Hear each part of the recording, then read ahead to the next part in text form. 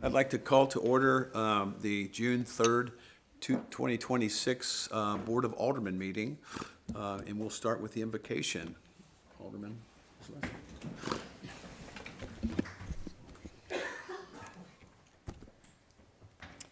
Bless this town and may it remain a beautiful and friendly place to live. We pray that this board makes fair and informed decisions this morning. We also pray that our police officers, firefighters, and members of our armed services here and around the world remain safe as they risk so much for our security. We also pray that our town be spared the ravages of hurricanes and other natural disasters, and that everyone associated with the town remains safe and secure this summer season. Amen. We'll do the Pledge of Allegiance.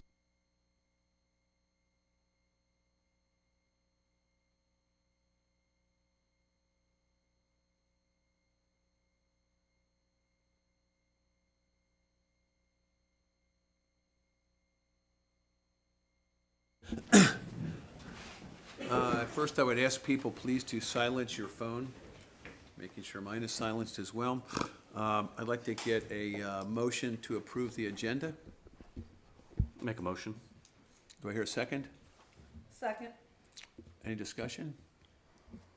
Yeah, Mr. Mayor, can we add an item C? This is at the clerk's request, to add the beach wheelchair donation to the consent agenda as item C.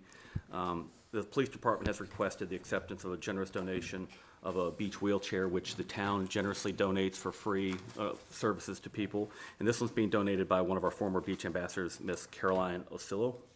And we appreciate that donation, so I would like to move to have that added to the agenda. Just real quick, if we put it in the consent agenda, we're good with that? All right. So do I hear a motion to approve the agenda? Are you making a motion to approve the agenda as amended? I'm making a motion to add that to the That's what I agenda. mean. And then, do we need a second? Yes. Second. Any other discussion? All in favor? Aye. And thank you very much for that donation. Very much appreciate it. Larry?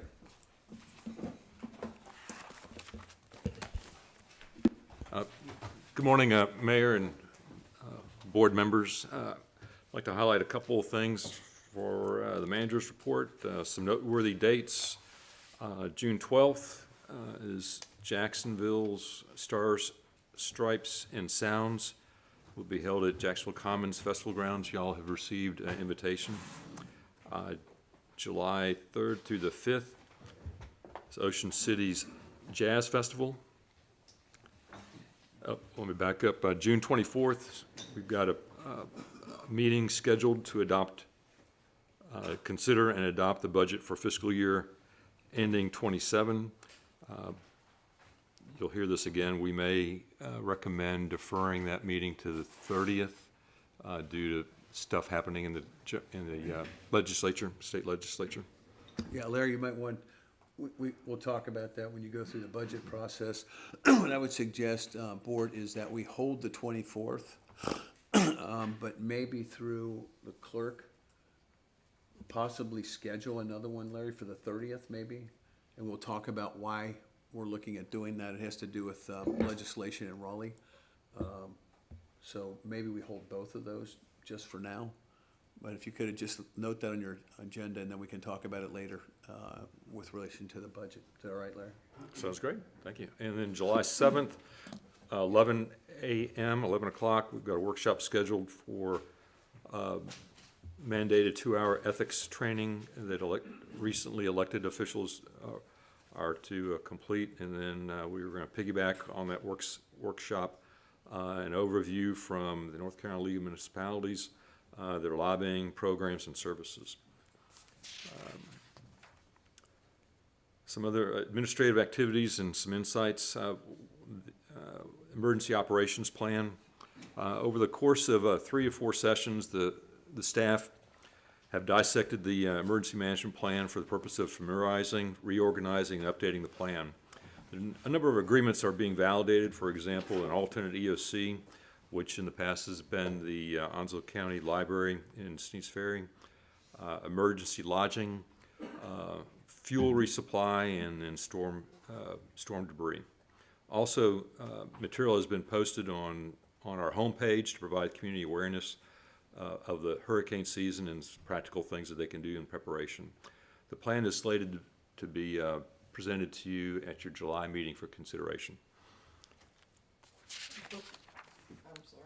Larry, before you leave that, sometimes we have had a public forum around hurricane preparedness. Do we have anything scheduled for the public to come in and for us to present and be able to discuss, their hurricane preparedness as well as ours? We can do that. I hadn't planned on that per se.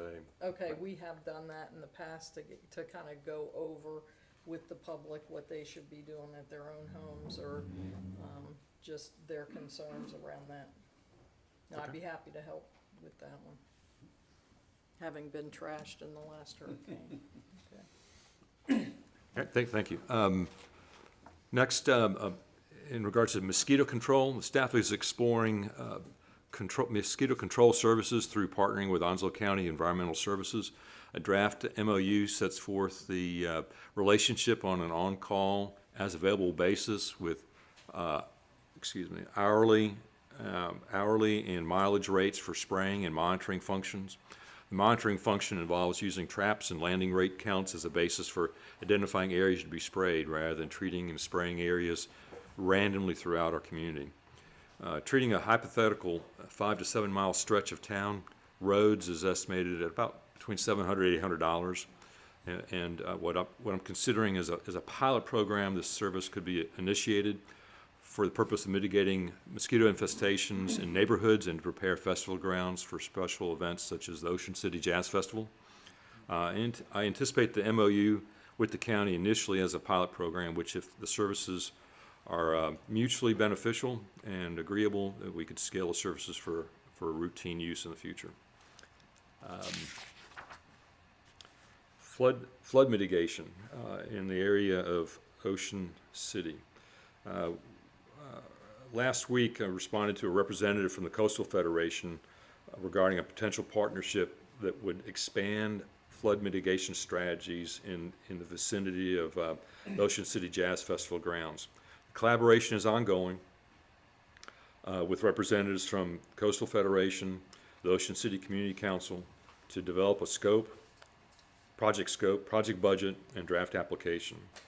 Potential sub-opportunity is leveraging the town's existing flood mitigation grant as a local match within the proposed application. A material component and potential obstacle is developing a third-party commitment, for example, the Coastal Federation, to make a financial commitment that financially holds harmless the town for unforeseen financial contingencies that could extend above this second potential grant award. Time is of the essence. The application deadline, I understand, is June 30th. If the team is able to draft a suitable application, I intend to refer it to the board for approval to submit at your June 24th meeting or the on-call meeting tentatively anticipated for June 30th. Pavement condition surveys. So as you may recall, we hired a firm by the name of Pavement Navigators to complete a pavement condition survey of our streets. They have completed that survey, the assessment, and we are scheduling a presentation of that assessment results for your July meeting. And I believe, And on that, it's just all of North Topsail Beach pavement that is not New River Inlet Road nor Island Drive, correct? It's only our town. It's only our town roads. Our town roads, yes. So when people our- complain about the other the areas road- of New River roads that we Inlet Road and maintain. Islet Drive. Well, Mark, you might want to just add, when you went to the Jumpo meeting, they told you, they did a survey of our roads and said there's nothing that's going to be done. Correct, at this time. And the next meeting is Thursday of next week, Okay. and we'll be there. And that concludes my summary of some activities. Okay, just real quick, and then I'll ask for other comments. We talked at the last meeting about having Doug Carter come in he was gonna start once we got at least a draft budget to work on. Can we have Doug give us a presentation at the July meeting as to where we are in terms of modeling something you talked about with the grants and some other things, and I think the fire chief's gonna talk about something today. We need to make sure, we need to understand what resources we have to do the beach project.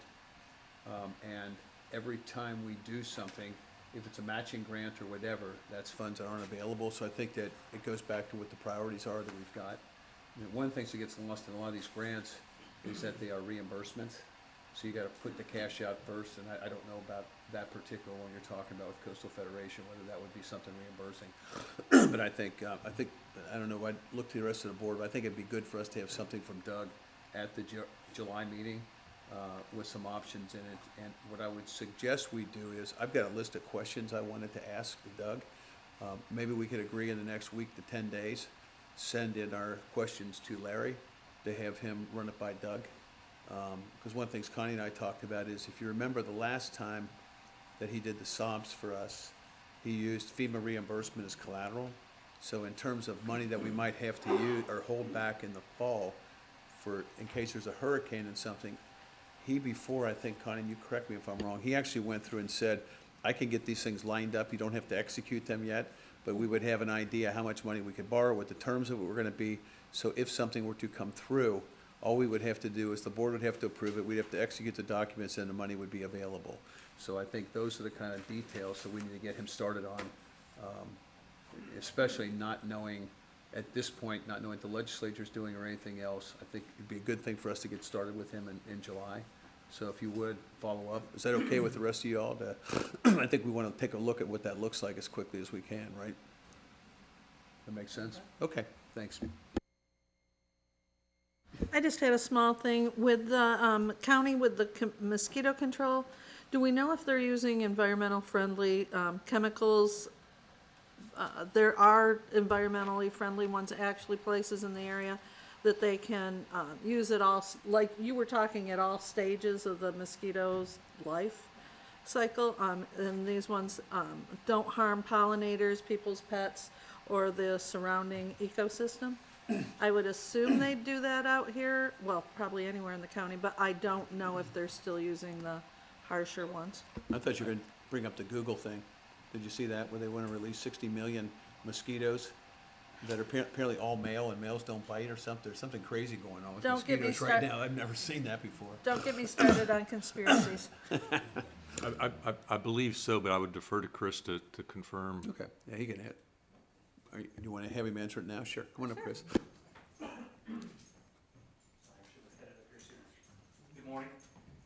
Yes, to confirm, they do use environmentally friendly chemicals, and they target spray times that are nights and evenings, if they can, to prevent other flying insects from being hurt by it. Thank you very much. Yes, Oh, ma'am. so do your people have to be certified to be able to help with the spraying, or will the county do? That'll be a county lift, Okay. administratively and by personnel. That's a good, Yeah. I'd rather not have our people doing that. Yes. Thank you. Okay, any other comments? All right, Alexis, do we have people signed up to speak? Yes, we have 3 signups. First, I have Miss Christine Robinson.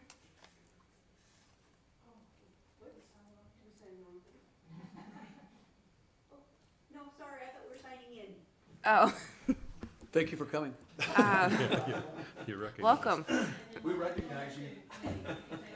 Okay. Mr. Stephen Newburn? Okay. Other than that, no, sir, we have no signups.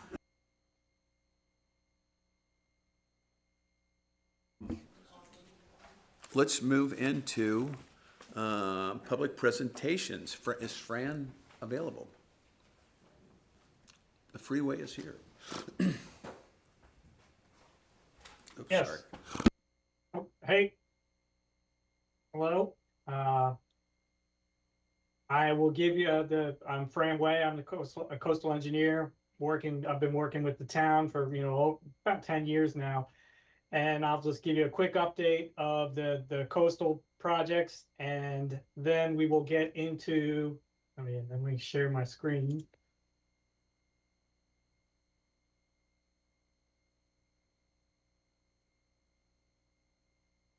There it is.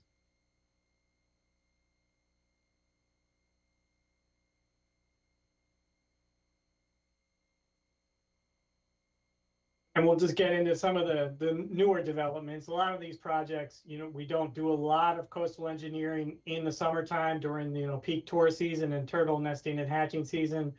But we do have planting going on. And then obviously we do have, permitting and planning going on. Here's just a quick update of the 5 phases of reaches of beach from New River Inlet, phase 1 down to Surf City, phase 5. You can see that the town, we're putting, the town is planning, nourishment projects up and down the shoreline. And then the Corps also has their own little projects up here. And then we'll talk about North New River Inlet here in right now. Hey, before you leave that, Basically, this is- Fran, Yes, before you leave, yes. you can leave the second slide up. Just this, I've had a lot of people reach out to me on this. As far as I know, since, well, I would say basically since I've been here, putting aside the phase 5 stuff that was done in 14 or 15, every project that the town has done so far has been a third-party funded project, either FEMA or grants by the state. Is that correct? Yes, it is. Yeah, because there seems to be confusion that the town has spent money in different areas, okay? And my recollection is that's not the case. So go to your next slide real quick. Sure. And then one of the things I asked him to do in this slide is the sand that comes up in the north has not been included in the project stuff. Again, it's not our project, it's an Army Corps project. And we know in 26, 27, there's going to be another dredging project, but we still don't know the volume yet, right? So what is that, 260? That's over 300,000 cubic yards. I know it's not the best sand, but again, as far as I know, no town money. Obviously, if you had to front the money, get reimbursed. But basically, everything that we've done has been either a reimbursement project or a flat-out grant. Is that correct? That is correct. And then obviously it's variable as well. You can see here that this is the 2023 where they put 163,000 cubic yards. They built a beach out and they got about halfway through the Topsail Reef condo. So this is in front of the Topsail Reef condos. The town, obviously, the more material they can put, the better. The last time they did it, it was only 77,000. And they didn't even get to the Topsail Reef condos. It's beneficial and it's in the system and it helps. And we do continue to remind the Corps, the navigation district, that we do want them to maximize the material. And now they can use state shallow draft inlet funds as well. They've got a memorandum of understanding with them. So they are well funded now. There was a while, 10, 15 years ago where the Corps Navigation District for AIWW related, inlet related, they weren't spending any money at all. Now they do have, they can get this material, but, we'll just continue to get them to maximize it. And that builds on the next project here. On May 20th, myself and Larry met with the Marine Corps, Camp Lejeune. We met with 3 folks from the Marine Corps. We met at Town Hall. We met with 3 folks from the Marine Corps and 1 from the county. And this was related to last month, I talked about the military installation readiness review, the MIRR, and the county was working with the Marine Corps on that. Well, the Marine Corps now, when Larry and I met on May 20, just a couple weeks ago, they've kind of changed their operations here a little bit, and now they're getting some larger ships that are going to use Camp Lejeune up here. They're going to use Camp Lejeune. There's Mile Hammock Bay up here, and then there's even some docks on the Intercoastal Waterway and even on New River Estuary. They want this to be 12+2. They want the New River Inlet to be deeper, wider, and more navigable. And so they talked with the town, because obviously our environmental impact statement that we're doing now involves, the terminal groin, but it also involves dredging. And what we're proposing is, 500 foot wide, 18+2, so very deep and more than enough that would aid them for navigation. So they're very eager to kind of work with the town. And obviously the Marine Corps and the Army Corps are very close and they speak a lot. And obviously the town talks with the Marine Corps and the Army Corps. I think our next step, and what I was going, this is for the board to talk about, is like somehow the Marine Corps, the Army Corps, and the town, we all have to kind of get together and work on this. And I do think this will help with the town's efforts, because the town, the New River, the Terminal Groin Project and the channel, dredging will help out the Marine Corps', purpose. And then another item here is that Cedar Bush Cut, this area that's always kind of, it's always shoaling right here. This is in Cedar Bush Cut. It's not a whole lot of material. It doesn't really make sense for the town, and it is beach compatible. It doesn't make a whole lot of sense for the town to mobilize something for that for about 50,000 cubic yards material. But now the Marine Corps, to get up here with those ships, the Marine Corps does need this area cleared, and the Marine Corps needs more of this area cleared back here as well. They always need that 12+2. And as Chris Gibson and I were talking earlier, the shallow draft inlets, they're dredged to 150 feet wide and 12 feet deep plus 2 feet of over depth. And that's a 12+2.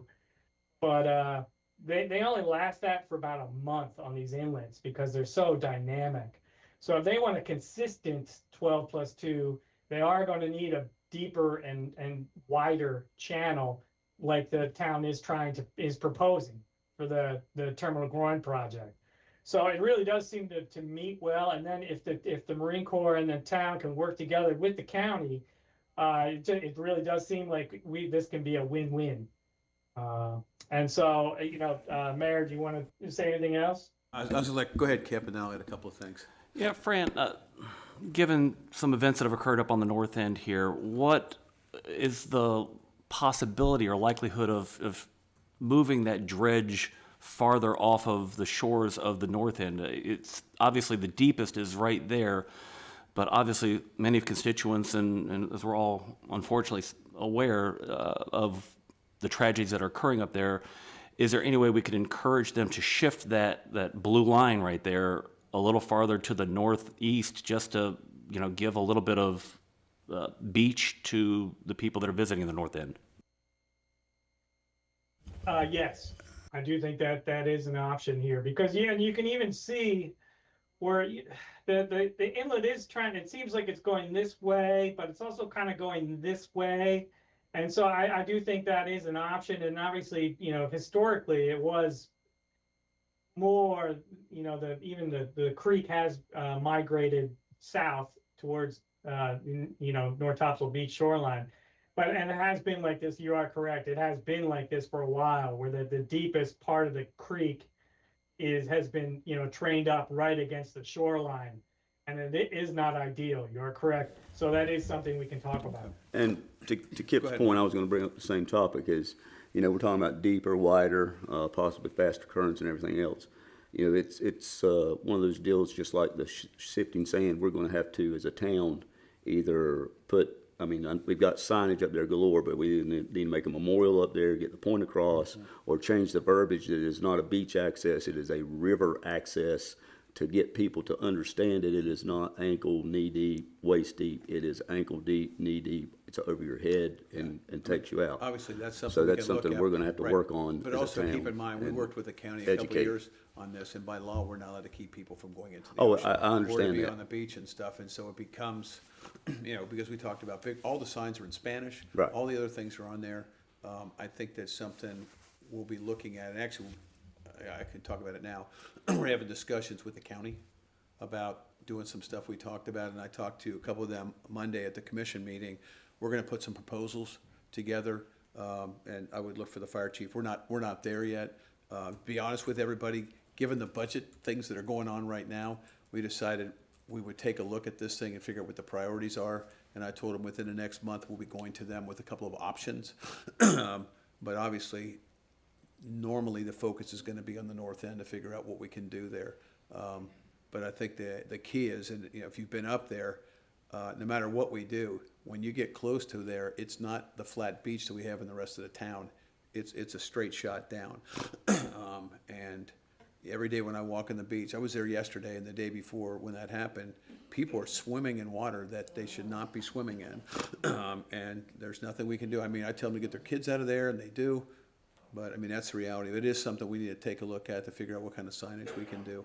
And I would look to the fire chief, working with the police chief and stuff, particularly as we work with the county, because I know they've committed to work with us to do some stuff on the beach. So, go ahead, Fran. Thank you, Oh, and Fran. by the way, just one quick one. What I like about this more than anything else is when we talk about, remember we had that hiccup for a while, we thought they were gonna start over with the permitting process, we talked about the last meeting. If this becomes an issue of national security, there's a lot of barriers that are gonna go down pretty quickly. If our groin becomes national security, and we can get the Marine Corps involved with us, I would feel a lot better about pushing this through much more quickly than otherwise, so. And, Sure. well, and just to And then- reiterate, they showed, Yes. somebody was showing the, intercoastal waterway with a large barge with 2 ospreys on it that were going up the intercoastal recently, so, they're definitely gonna need something with I mean, they're depth. looking, they wanna go to 100-foot ships. Is what they're talking about, and that's completely different than what's Yeah. out there now, so. Go ahead, Fran. Yeah, and then just to talk, and I talked with the mayor, talked to Chris Gibson a little bit. A lot of this material is beach compatible. Here, Cedar Bush Cut, this is usually beach compatible. This should go, on to hopefully North Topsail Beach, possibly Onslow Beach, but I would say this is probably we're priority. And then obviously this is all beach compatible. Back in here, there is some beach compatible, obviously. That's where the Corps does their navigation dredging and the channels to Jacksonville. But some of it isn't. So they do need a disposal area for that. So that the DA emptying disposal area 143 would allow, has more disposal capacity for the non-beach compatible material. So that could also help out the DA 143 effort. That one gives us an update. We can go through, these are just the phase 5 projects and the phase 4. These are kind of just the older projects, they are holding up well, they're doing well. The disposal area 143 beneficial use, Chris Gibson will talk more in detail about this later. And so I'll just leave that up to him.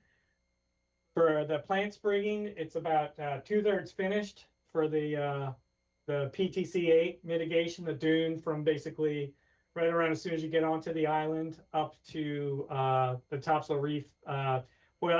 Basically about the St. Regis. The St. Regis north of there, there's a little bit of scarping. We're not terribly confident that the dune sprigging will have a chance to really,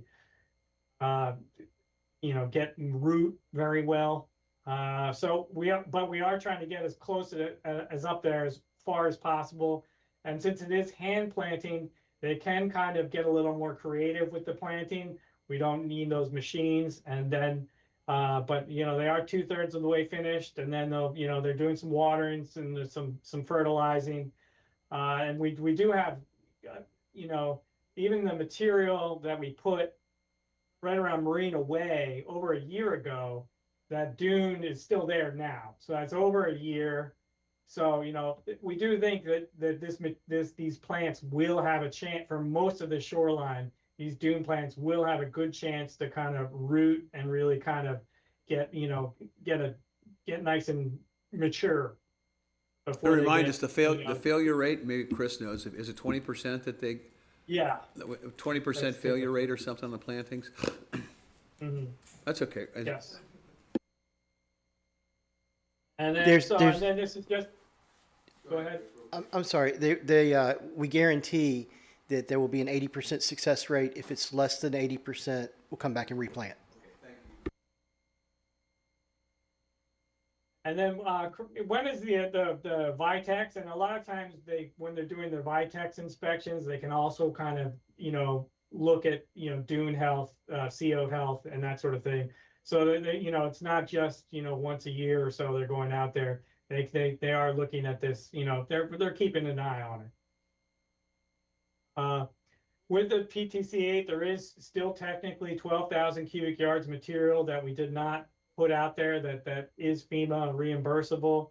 we're just kind of seeing kind of what this hurricane season brings, and then maybe we can get and that should only be a 2-week project if we need something to do something here coming up this fall. And then, there are, there's CAMA permit restrictions, and then obviously there's funding. When we do get this, the mayor mentioned there is funding, when we're getting state funding, it's, usually, public beach benefits. And that's kind of how we get this grant funding. It's always like public beach. So, a lot of times we can't really help out individual homeowners or private efforts because, a lot of this grant money is really just public beach oriented. So, private dune walkovers and private dune work, we can't help with that. And then just back to this, and this is the inlet hazard area stuff. We're still early on in the process. It is a more area of the phase 1 will be in jurisdiction of the inlet hazard area. It's generally not great to have that, and then other communities are fighting against it. We're still early in the process, and the town really doesn't have to make any decisions now, but we'll just keep following this. And then for the New River Inlet Management, just to summarize, the meeting, there was a meeting in April with Dow Cordy and the Corps, and then we have some more. And then we had a really good meeting with the Marine Corps in May, Larry and I at the town, on New River Inlet and Cedar Bush Cut. And so in terms of, and obviously the town, everything, in terms of like Freedom of Information Act and having things publicly available, the Marine Corps and the Army Corps sometimes have potentially confidential materials that they kind of pass back and forth. And so we do have to work with maybe the attorney and the town, because, we are probably going to have, if we start coordinating with the Marine Corps and the Army Corps, we probably will have to have, some potentially confidential kind of coordination. And, that happens right now with the EIS, where the Corps is, the Marine Corps, sorry, the Army Corps, we got all these corps. The Army Corps, and the town have some of that right now, but that is something, that we will have to discuss, the board and the town attorney. And then, disposal area 143, we'll get with Chris Gibson will give us the update on that, and we'll just continue with permitting coordination and try to finish up that planting here this month. And that is the update. Any other questions? All right, we're going to move into the public hearing. Thanks, Fran. Thanks, Fran. Just as a preamble, just to lay a little bit of foundation for what we have a statutory obligation, Alexis, you can tell me if I'm wrong, to have a public hearing on the proposed budget. There's a lot of things going on in Raleigh right now. Legislation, 2 different pieces of legislation. One is already passed, which is the referendum going out to have people vote as to whether the legislature can do certain things, which they already have the power to do. That has passed. There's a Senate bill that would freeze the valuations at last year, which is the property tax evaluations. And so the purpose of this meeting today is just to have the public hearing, get feedback. It's not a work session. What you see and what's been available to the public since May 22nd, okay, is what we call the town manager's budget, which by law, he'll go into in a little bit, which he had to publish. It is a consensus budget of the board. It is a revenue neutral budget by the board. In the past, we probably would have passed the budget today, but since we have no idea what's going to happen in Raleigh by the end of this month, and you heard Larry and I talking about this before, about having 1 or 2 subsequent meetings this month. And he'll walk you through why that is in terms of the revaluations. But by law right now, we can only use the revaluation that occurred as of January 1st of this year in terms of setting the tax rates. And then once we set the tax rates, and he'll go into it, those will be the tax rates for the year.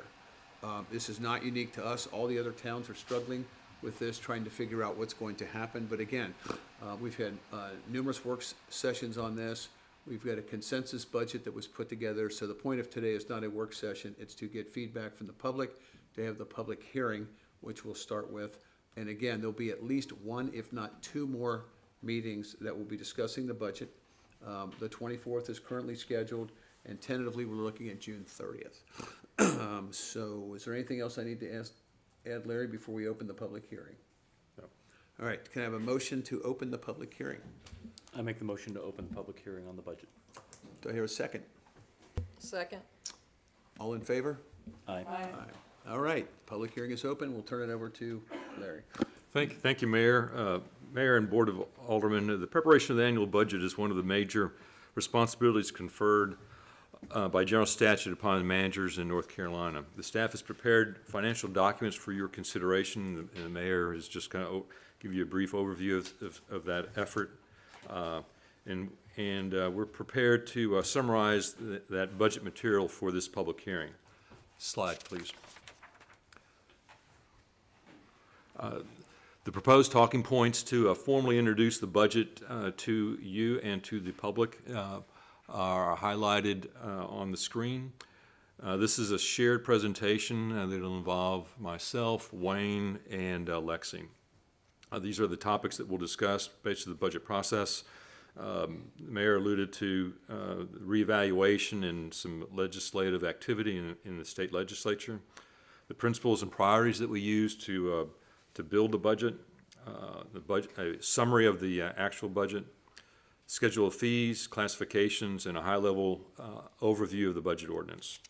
Slide, please.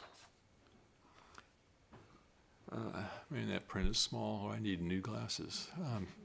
It's fair to say that I grabbed a hold of a fast-moving train on or about March 30th, also known as your budget process. This slide summarizes the process, which included the following material steps. You know, there was if you will, a needs assessment from the department heads. The team sorted and filtered those needs, and then subsequently the finance director and myself assembled a draft budget, many draft budgets, I would say many draft budgets, that were discussed, reviewed, presented informally to the Board of Aldermen through multiple workshops. Wayne and I integrated the board's consensus, input, and guidance to array resources and expenditure allocations. And that was used to prepare, transmit what we call the manager's budget, along with a budget message that describes major initiatives, et cetera, and advertised the public hearing that we're at today, and also made that information available to the public, as the mayor alluded to. The subsequent to the public hearing today, the final action is the board's adoption of the budget and tax rate, which must happen prior to 11:59 p.m. June 30th. Or the world will end as we know it in North Topsail Beach. In the right margin box is highlighted the statutory requirements, and it's just basically it's safe to say that what we've done is tried to organize meetings and dates of those meetings to meet the statutory deadlines that are prescribed by general statute in terms of public hearing, a date to adopt the budget. There's so much time that needs to elapse, and then the big date is June 30th, the adoption of the budget. So that's merely a summary of those key moments. This is an illustration of the mathematical steps needed to calculate the revenue neutral tax rate pursuant to the North Carolina General Statute 159-11E. I'm basically just summarizing this. Step one involves the current ad valorem revenue times multiplied by a growth factor. The second step is the adjusted tax revenue amount is divided by the reevaluation amount to identify the revenue neutral tax rate. The third step doesn't apply in North Topsail Beach. There were There were no annexations or de-annexations, thus there are no adjusting events. The, the revenue neutral tax rate is currently calculated at 32.82 cents per $100 of value. The 2026 reevaluation for North Topsail Beach is subject to change due to the appeal process of and by individual property owners that are ongoing. As the board members may recall, we've had several revisions, although minor, in the declared reevaluation amount. We expect a final update mid-June from the Onslow County Tax Office. And Just before you leave that, just to remind people, you can appeal your valuation, okay? And that's what he's talking about. People are already appealing those type of things, so you have the right to appeal that. That's why this will get adjusted one way or the, probably not up, but it'll probably get adjusted down as the normal. Is that correct, Larry? yes, yes. In the revenue neutral tax rate, we, as Mayor was alluding to, we expect will change for intensive purposes for the public, probably unnoticeable. You know, we would expect in the tens, hundreds of a cent, so somewhat immaterial from a aggregate revenue estimation perspective. A mitigating factor complicating the ad valorem revenue estimation for the next fiscal year is the legislative activity in the North Carolina House and Senate, which involves primarily two bills, or were two bills. Senate Bill 889, which we refer to as the moratorium bill, and House Bill 1089, constitutional amendment. House Bill 1089 has been adopted. The mayor alluded to this. And it puts forth a constitutional amendment imposing that could impose property tax levy limits. It was adopted May 20th. It will be a statewide ballot initiative in November. If it passes, the state legislature would be able to determine how to calculate the levy limit at the local level and any exceptions to that limit. Senate Bill 889 is more technically known as the property tax reappraisal moratorium. Its purpose is to pause the use of the 2026 property valuations in Onslow County and 11 other counties for 1 year. As of June 2nd, yesterday, it's paused or being held in House Committee for Rules. It's unclear whether it'll move, get traction. So as a consequence of this latter bill, Senate Bill 889, I've offered two tax rates that correlate to the two different property values, basically the current value or the 2025 valuation, and alternately the 2026 reappraised value. Slide.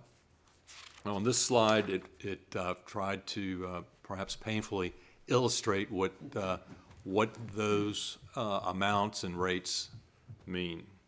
I apologize for the busyness of the slide, and I'll try to orient you to the data. Looking to the left, the second column is the current fiscal year, tax rate, value, and revenue. Note in very fine print at the bottom of that slide the 96% collection rate. The significance of the collection rate is we are limited by the previous year's collection rate for estimating next year's revenues, ad valorem revenues. Past years, the staff used 96%. That was not our collection rate. The staff used 96%. I've used 98% for the next fiscal year's budget for those associated revenues. Our collection rate from last year was 98% and change. I don't recall the actual amount, but close to 99%. So going back up to the table, the third column proposes a tax rate based on the 2025 property values, which, you know, are the values that were used to estimate ad valorem revenues for the current fiscal year. The fourth column proposes a tax rate based on the 2026 reappraised or new values. And the fifth column illustrates the revenue neutral tax rate and so forth. Column 3 through 5 illustrate the revenue neutrality, if you will, although the revenues differ slightly.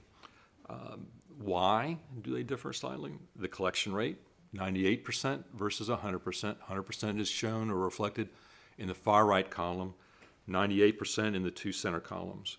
And then also to recognizing the growth factor of 3.12%, which is represented in the fourth and fifth column. Again, the revenue neutral rate is, let's see, we're saying on this slide 3269. You might want to explain that what he's talking about is that, putting aside the reval, there has been a slight increase in property values in the town from new builds and other things. Yes. And that's what, Yes. the 3% is based upon what's happened in the previous couple of years, correct? So that's built into, that's why it looks like, well, why did the property values go up? Because a new house got built, because something came into the tax base. Yes, that's affirmative. Any other questions or points before I move on? All right, slide. In the preparation of the budget, we used the following principles and priorities. We used realistic revenue and expenditure estimates to match reoccurring revenues with expenditures. We tried to balance citizens' interests for public safety with employee well-being. And thirdly, building and preserving a fund balance. Priorities, we sought to maximize resources for beach nourishment initiatives. Secondly, to remain fiscally sound. Third, to continue to provide and enhance public safety. Fourth, to have a high level of preparedness to respond and recover from emergencies. Support and balance demands for residential development with conservation of the island's ecosystem, and to provide a high level of services for our community. I'd like to now refer to Wayne for the next 6 slides or so that summarizes the budget. All right. So I don't want to stand in front of everybody, so I want to be near the microphone, but I'll try and step back for you all a little bit. This is kind of the breakdown of the different general funds and the revenue collections and the different categories of revenues that we bring in. It kind of reads down and then left to right. Fund 10 is our general operating fund, and these are the different sources of revenue that we get, the taxes, some local option sales tax. These are other governmental revenue sources that we have. Then some of our services and permitting, interest, and some other revenues. So for the general fund for 10, your total comes down to projected revenue collections of about 9.7 million. Capital improvement funds, it's kind of a little bit self-explanatory. Those are major capital projects that the town may be doing. Usually fall into that category. Larger purchases, things like fire trucks, building a fire station, things like that. Then these are the revenues that come in those categories. This is where we get that from. This again is part of the tax collections that Larry has been talking about. And then there's also some revenues that we get from the county. Your total for your capital improvement projected budget is about 1.6 million.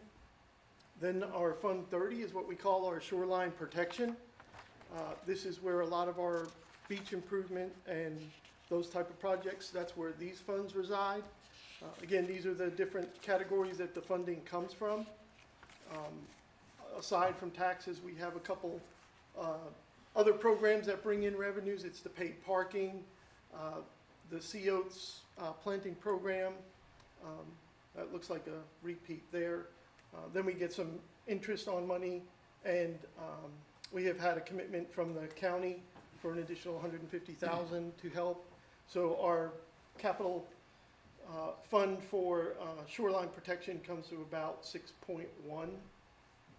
Before you leave that real quick, we've changed, I believe, we've changed the amount of property taxes moving into the shoreline protection fund to make sure that we had, out of like operating revenue, to make sure that there's money in the shoreline protection fund to be able to do our projects, correct?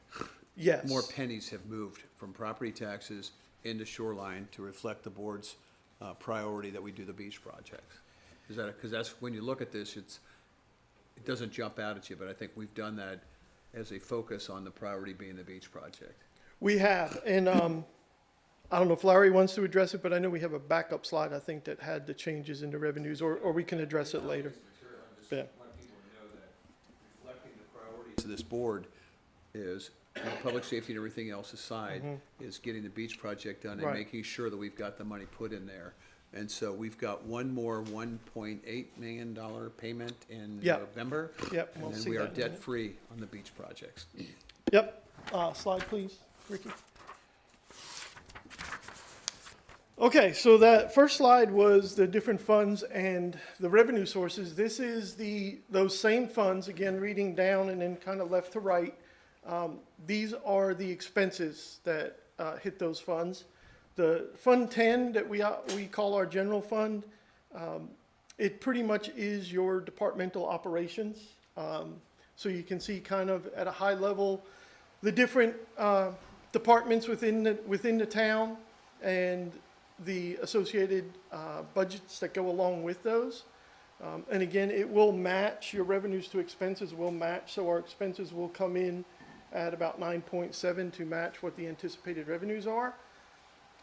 Again, capital improvement, some of the major things that are going on right now is fire station, getting that finished up. There is some payment on fire truck through a grant that we have with the Joe EMC. So that's the expenses for that come out of there. Some of these are just general, if you will, replacement equipment, just wear and tear on a lot of our public safety equipment, so they have to replace things. We do have in here we are looking at a new ladder truck, and we have shifted to be able to hold cash in our funds. We have shifted from outright paying to it to exploring doing it on a loan base, so an amortized payment schedule. It will, when we do purchase that truck, it'll start in at about 218 a year. And just remind people, that is not cash going out. We Right. don't expect the fire truck to be here, where's the chief, 2 years? 2 or 3. 2 years? Yeah. So it's basically putting funds aside. Right. To when it comes in. Obviously, we're gonna pursue another 0% interest loan, which is what we have Yes. in the current one, or other financing options. But it's to note that we anticipate getting that fire truck. Right. And it's to set aside the money, even though it's not cash going out. Right.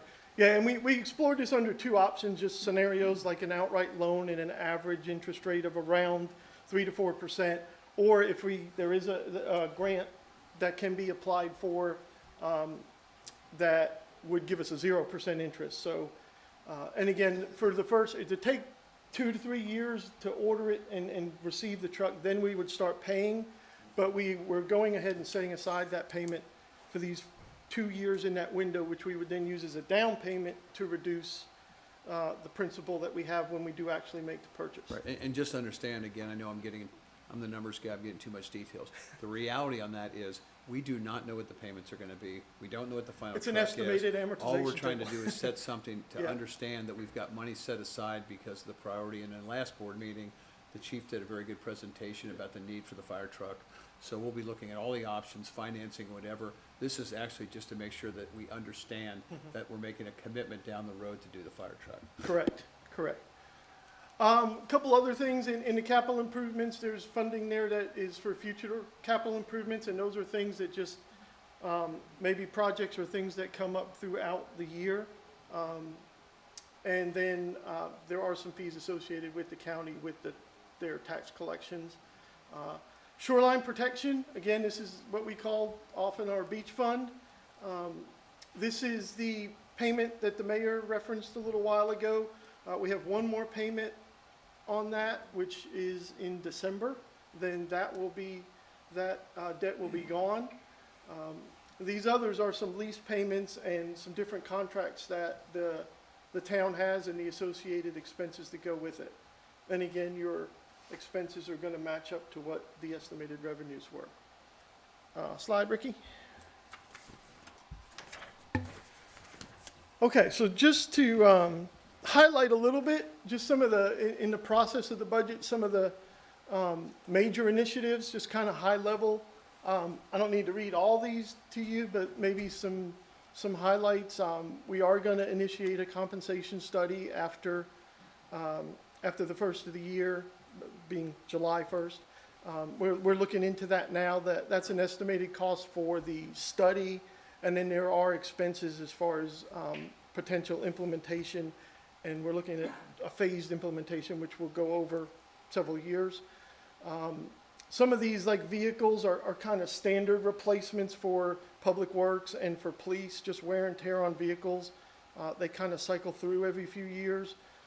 Another highlight is we are actually in process. We have begun, and tell me if I speak wrong, Chris. We have begun the process for this building. There is an issue with erosion control underneath our feet, and also renovation of the decking, which has got a lot of wear and tear, and we're having some safety concerns there. The erosion control portion, we are actually, I thought that was this year. the erosion control is going on right now. Okay. We Because everybody got nervous about being in the room when the presentation was last week. Yeah, the erosion control portion of this is under process right now, and actually a lot of that funding, most of that funding is coming out of existing funds that were budgeted this year already.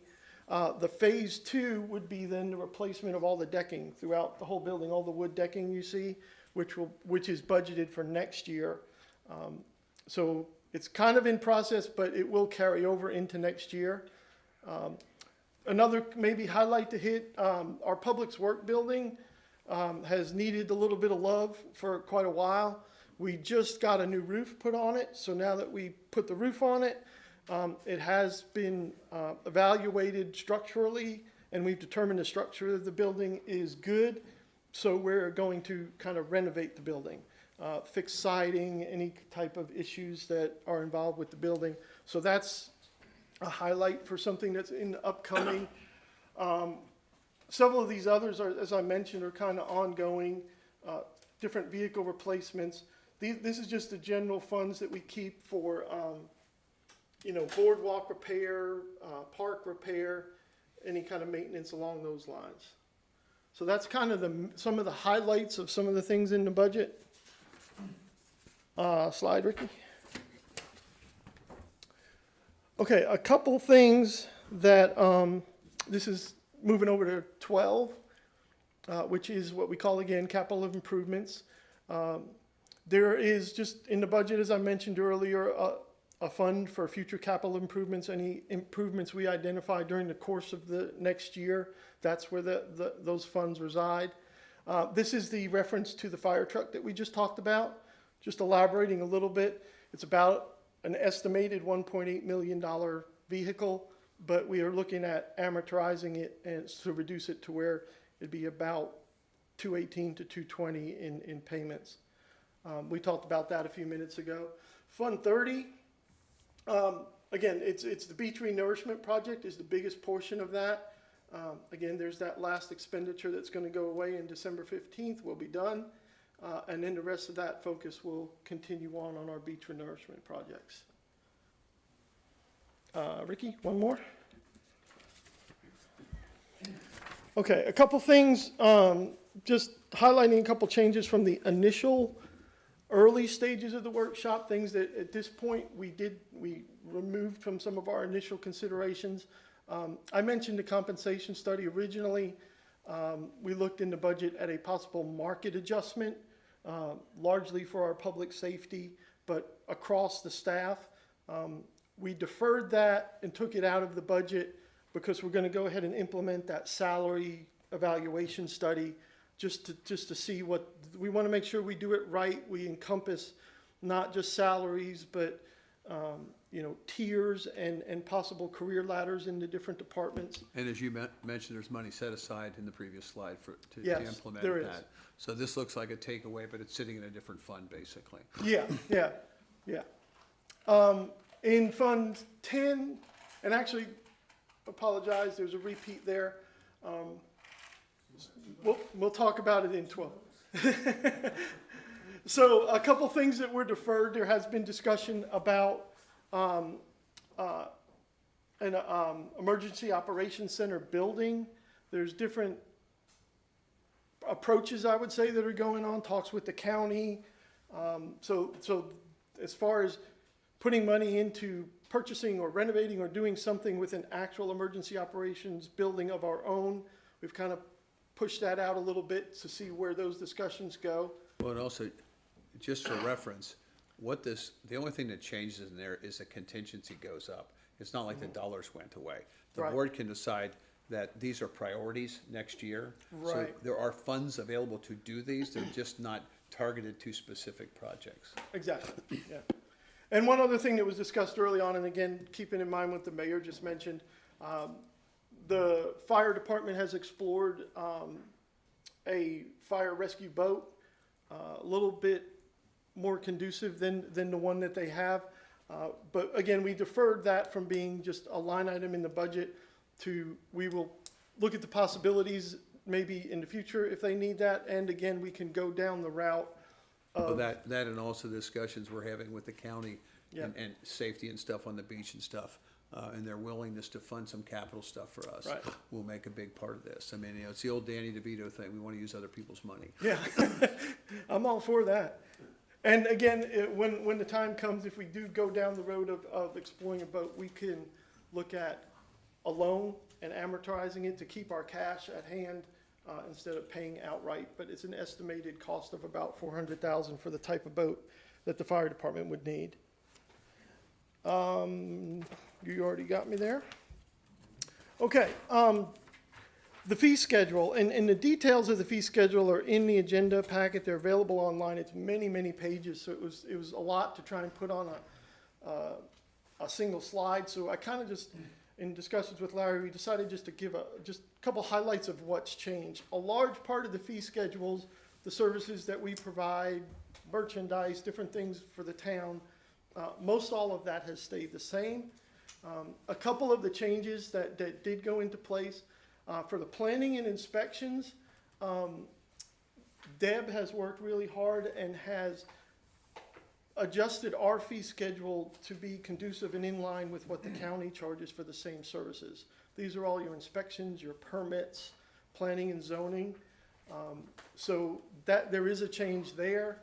And then we also, in the police department, we have had in the past where we do offer off-duty security with some of our police officers. And we've made, the change that we made there is the off-duty officer hourly rate is going to change from 40 to 46. And in the past, we had a flat rate for vehicle usage, but we're now going to incorporate, it's like $25 an hour. So it would fluctuate depending on the type of service that they This is a provide. response we talked about last meeting where the board was going forward with allowing an HOA or another facility to have our police, off-duty police officers provide security at those type of things. Yep. And so you just built in the rates, so we've got that, since the Yeah. board's consensus was to go forward with that last meeting. Yeah, and we've created like a template contract, if you will, or MOU, so if anybody approaches us for those type of services, we've got a structured template for what the agreement would involve, and those, it was basically the fees that I discussed. Okay, so that kind of gives you some of the budget stuff. I believe classifications, I'm gonna turn over to Lexi. Yes, so for classifications, we saw two changes. The first one would be under grade 11, we added accounting coordinator. This would replace the temp position that we currently have. This position was graded based off of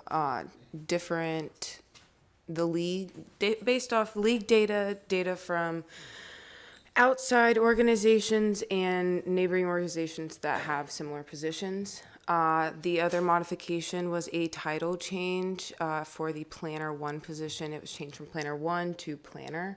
It did not change in grade. All right. Slide. So this slide offers a high-level summary of the budget ordinance, proposed budget ordinance. We are not asking for action on that ordinance. The purpose of the budget ordinance, it's a legal document authorizing the appropriations and expenditures for the fiscal year. Without it, services, operations, and the staff disappear. So going through, again, at high level, sections 1 through 6 refer to funds 10, 12, 30, their resources and expenses. Section 7 and 8 refers to Fund 31 and 50. Section 9 and 10 refers to Fund 32 and Fund 60, which involve PTC 8 grant and the DRMG and North Carolina Emergency Management Stormwater Project grant. Section 11 describes the tax revenue distribution to between Fund 10, 12, and 30. Section 12 sets parameters for the manager's transferring of funds. And Section 13 provides for the carryover of encumbrances and expenditures that were opened this fiscal year and are being completed next fiscal year. Section 14 defines the salary adjustments for cost of living and merit/bonus. Section 15 sets forth the schedule of fees, and Section 16 through 18 sets forth some regulatory and compliance provisions, and 19 sets forth classifications and full-time equivalent authorizations. Which you'd look to be approved at later on this month, I certainly hope so. before June 30th. I certainly hope so, yes. We'll hold a candlelight vigil. All right, so we anticipate the next meeting for the 24th. We've referred to that over and over again for the purpose of adopting the budget. However, with the dilemma, so to speak, that Senate Bill 889 has, and to the extent that it remains in committee, I would recommend scheduling a call meeting for June 30th at 11 a.m. for the purpose of adopting the budget and considering any other business meeting the desires of the town of North Topsail Beach. So I think the next step is, again, it's not a workshop. We would invite people that want to comment in the hearing. Is that the way the hearing works now? Yeah, so if members of the public would That's what I mean, yeah. like to comment, So is they there would- anybody from the public that would like to come up and comment on the budget process? Okay. So motion to close the public hearing? Do I hear a motion to close the public hearing? Make a motion to close the public hearing. Do I hear a second? Second. All in favor? Aye. Aye. Thank you.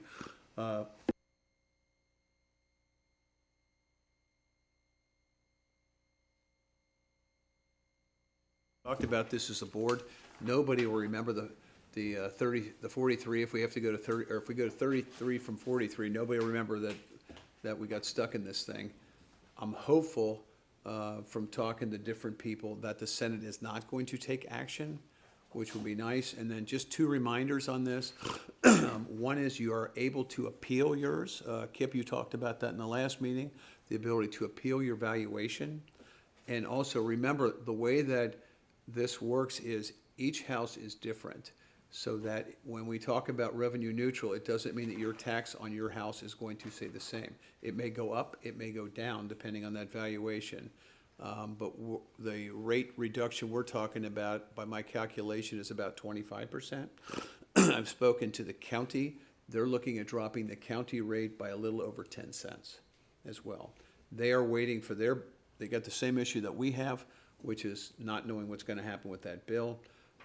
But they have done some rate stabilization stuff to drop this.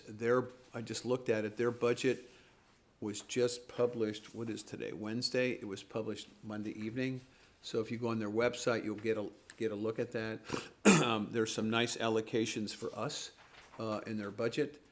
Highlights are, right now, knock on wood, Kip and I already talked about this, Ocean City Jazz Festival looks like they're on their budget for $20,000 to help them this year. Share the Table, I think, is $20,000, and we're in for $250,000. So we'll see how that plays out. They are struggling with the budget. Whitney was there and knows part of that discussion. So hopefully, everything will stay the same, but they're looking at that as well. And so appreciate the work the county's doing this to keep the rate down. So, next item of business is going to be sorry, I just moved my agenda.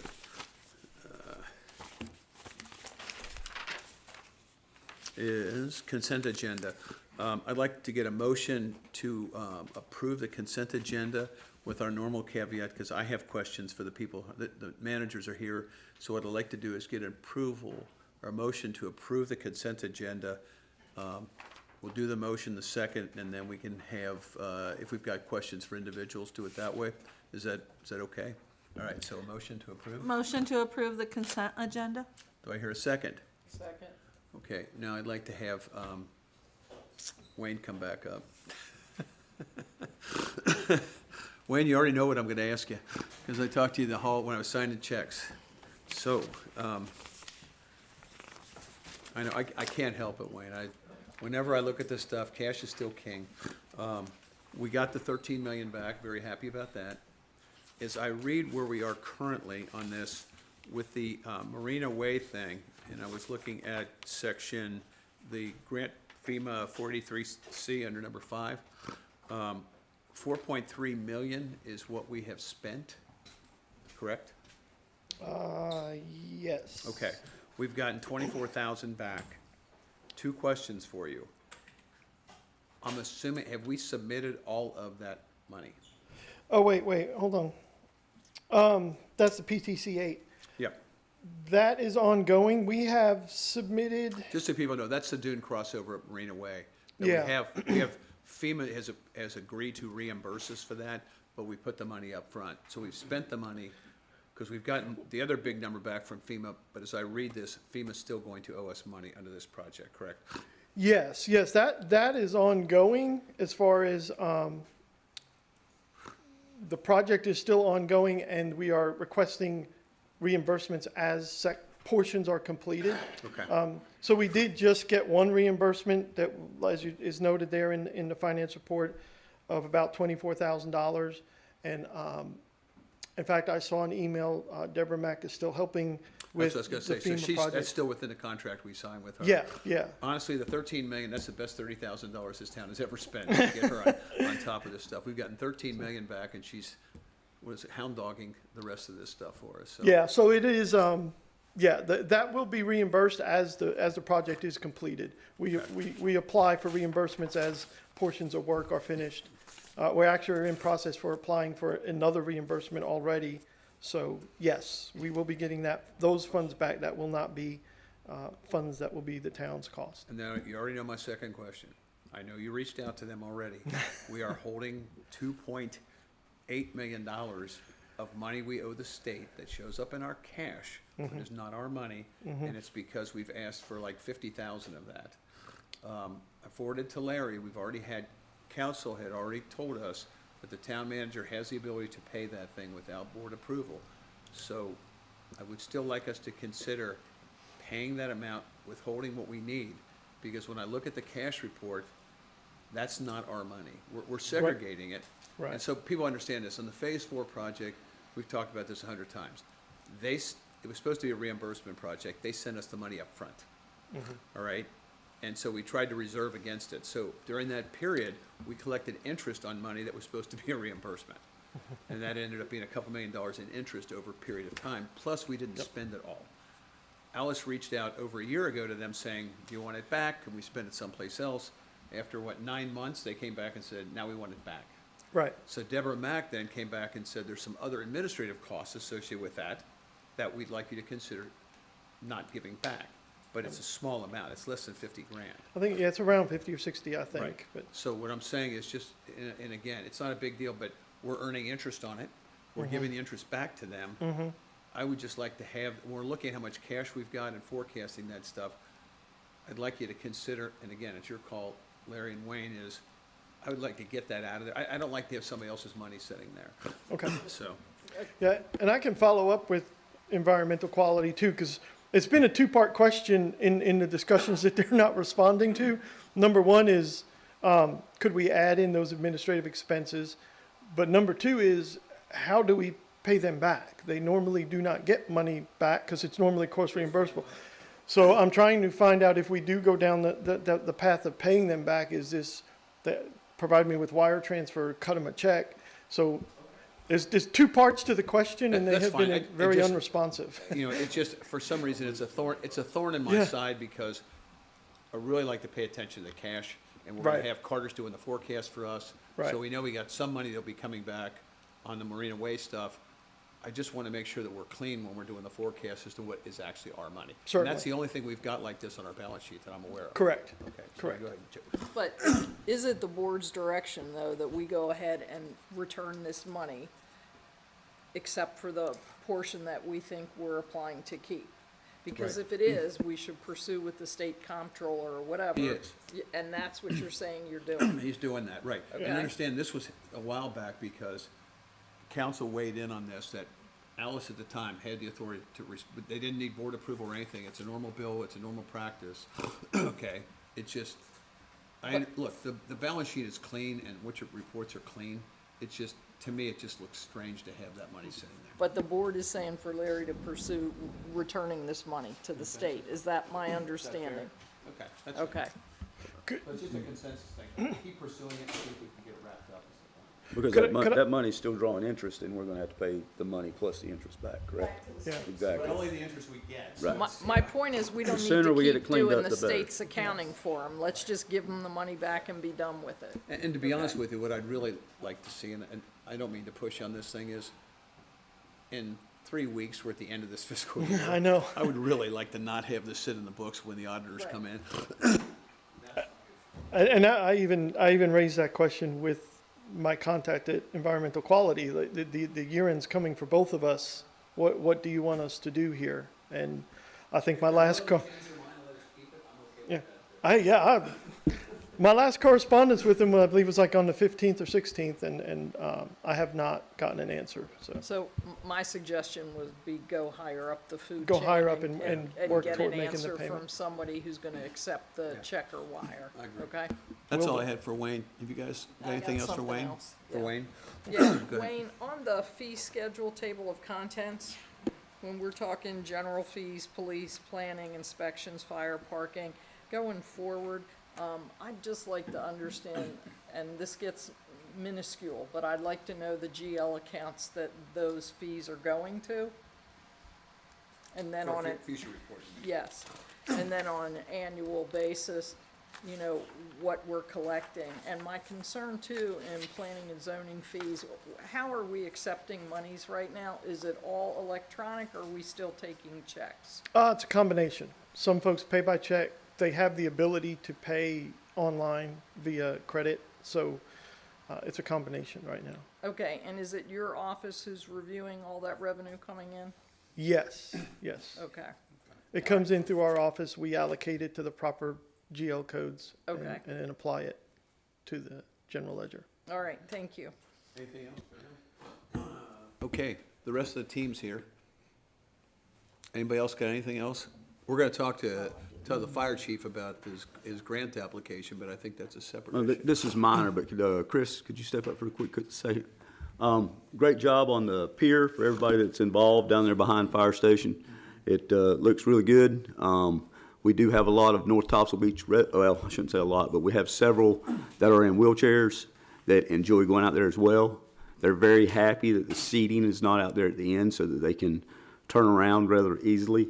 There was rumor that we were going to put seats out there. If we're going to leave it unseated, or are we putting seats out there? For the Dolphin Shores Pier that just completed, yes, the intent is to install bench seating out there on the gazebo.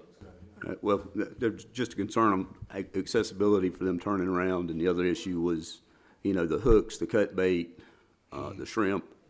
and everything else that ends up being on those seats as well. Is there any way we could get some solar lighting out there to deal with some of the activities that go on at night that shouldn't be going? I'm already looking into solar providers in different areas of the town, and that would be one of the spaces. Excellent. Yes, Right. sir. That's all I've got. I don't think you'd put them on oceanfront, but it is something to think of when you do any lighting, to make sure that they have the things so that. Cover? The covers so that the lights are focused down and not all over the place. The what? Or do the amber lights? Or the Amber amber lights, lights. that's right. Amber lights are perfect. Okay. Yes, ma'am. All right, so. While I Go have ahead. this on No. though, to talk to you for just a second, there are some areas of our beach that I've noticed while I've been out there that some of the stay off the dune signs have disappeared. I don't know Yeah, if let's it's do it. I purposely, agree. I so agree. if you get a chance, I noticed especially down by the topsail dunes, I was down there this morning with a turtle nest. Yes, ma'am. If And you around could- the pier. Yeah. And around the pier. If you That's could where I just walk every day. monitor just to see or some of your people to see if, where we're in need of them. But yeah, the topsail dunes area needs some. Yes, ma'am. We're working with the town manager and trying to put a plan together for a standard in terms of how far apart those signs are placed and in what That's a good idea. locations. Very good, Okay. thank you. All right, so let's go on to Chris. Continuing business, beach projects update. Just so everybody knows, this is to give just a continuing update. You know, we've hired him to do all the permitting and do all the other stuff for us. And it's gonna be just a quick, what? Hang on, we got another question. It's all right, it can be If it link, quick. he's gonna come up for the grants. Okay, that's That's all what right, I'm I'll put asking it about. off. Okay. I need to ask a question, okay. You're fine, come on up, Chris. Well, if you want a question, Chief's right there. Fire Chief, can you just give us a brief update on the fire station? Can you give us an update on the fire station? Thank you.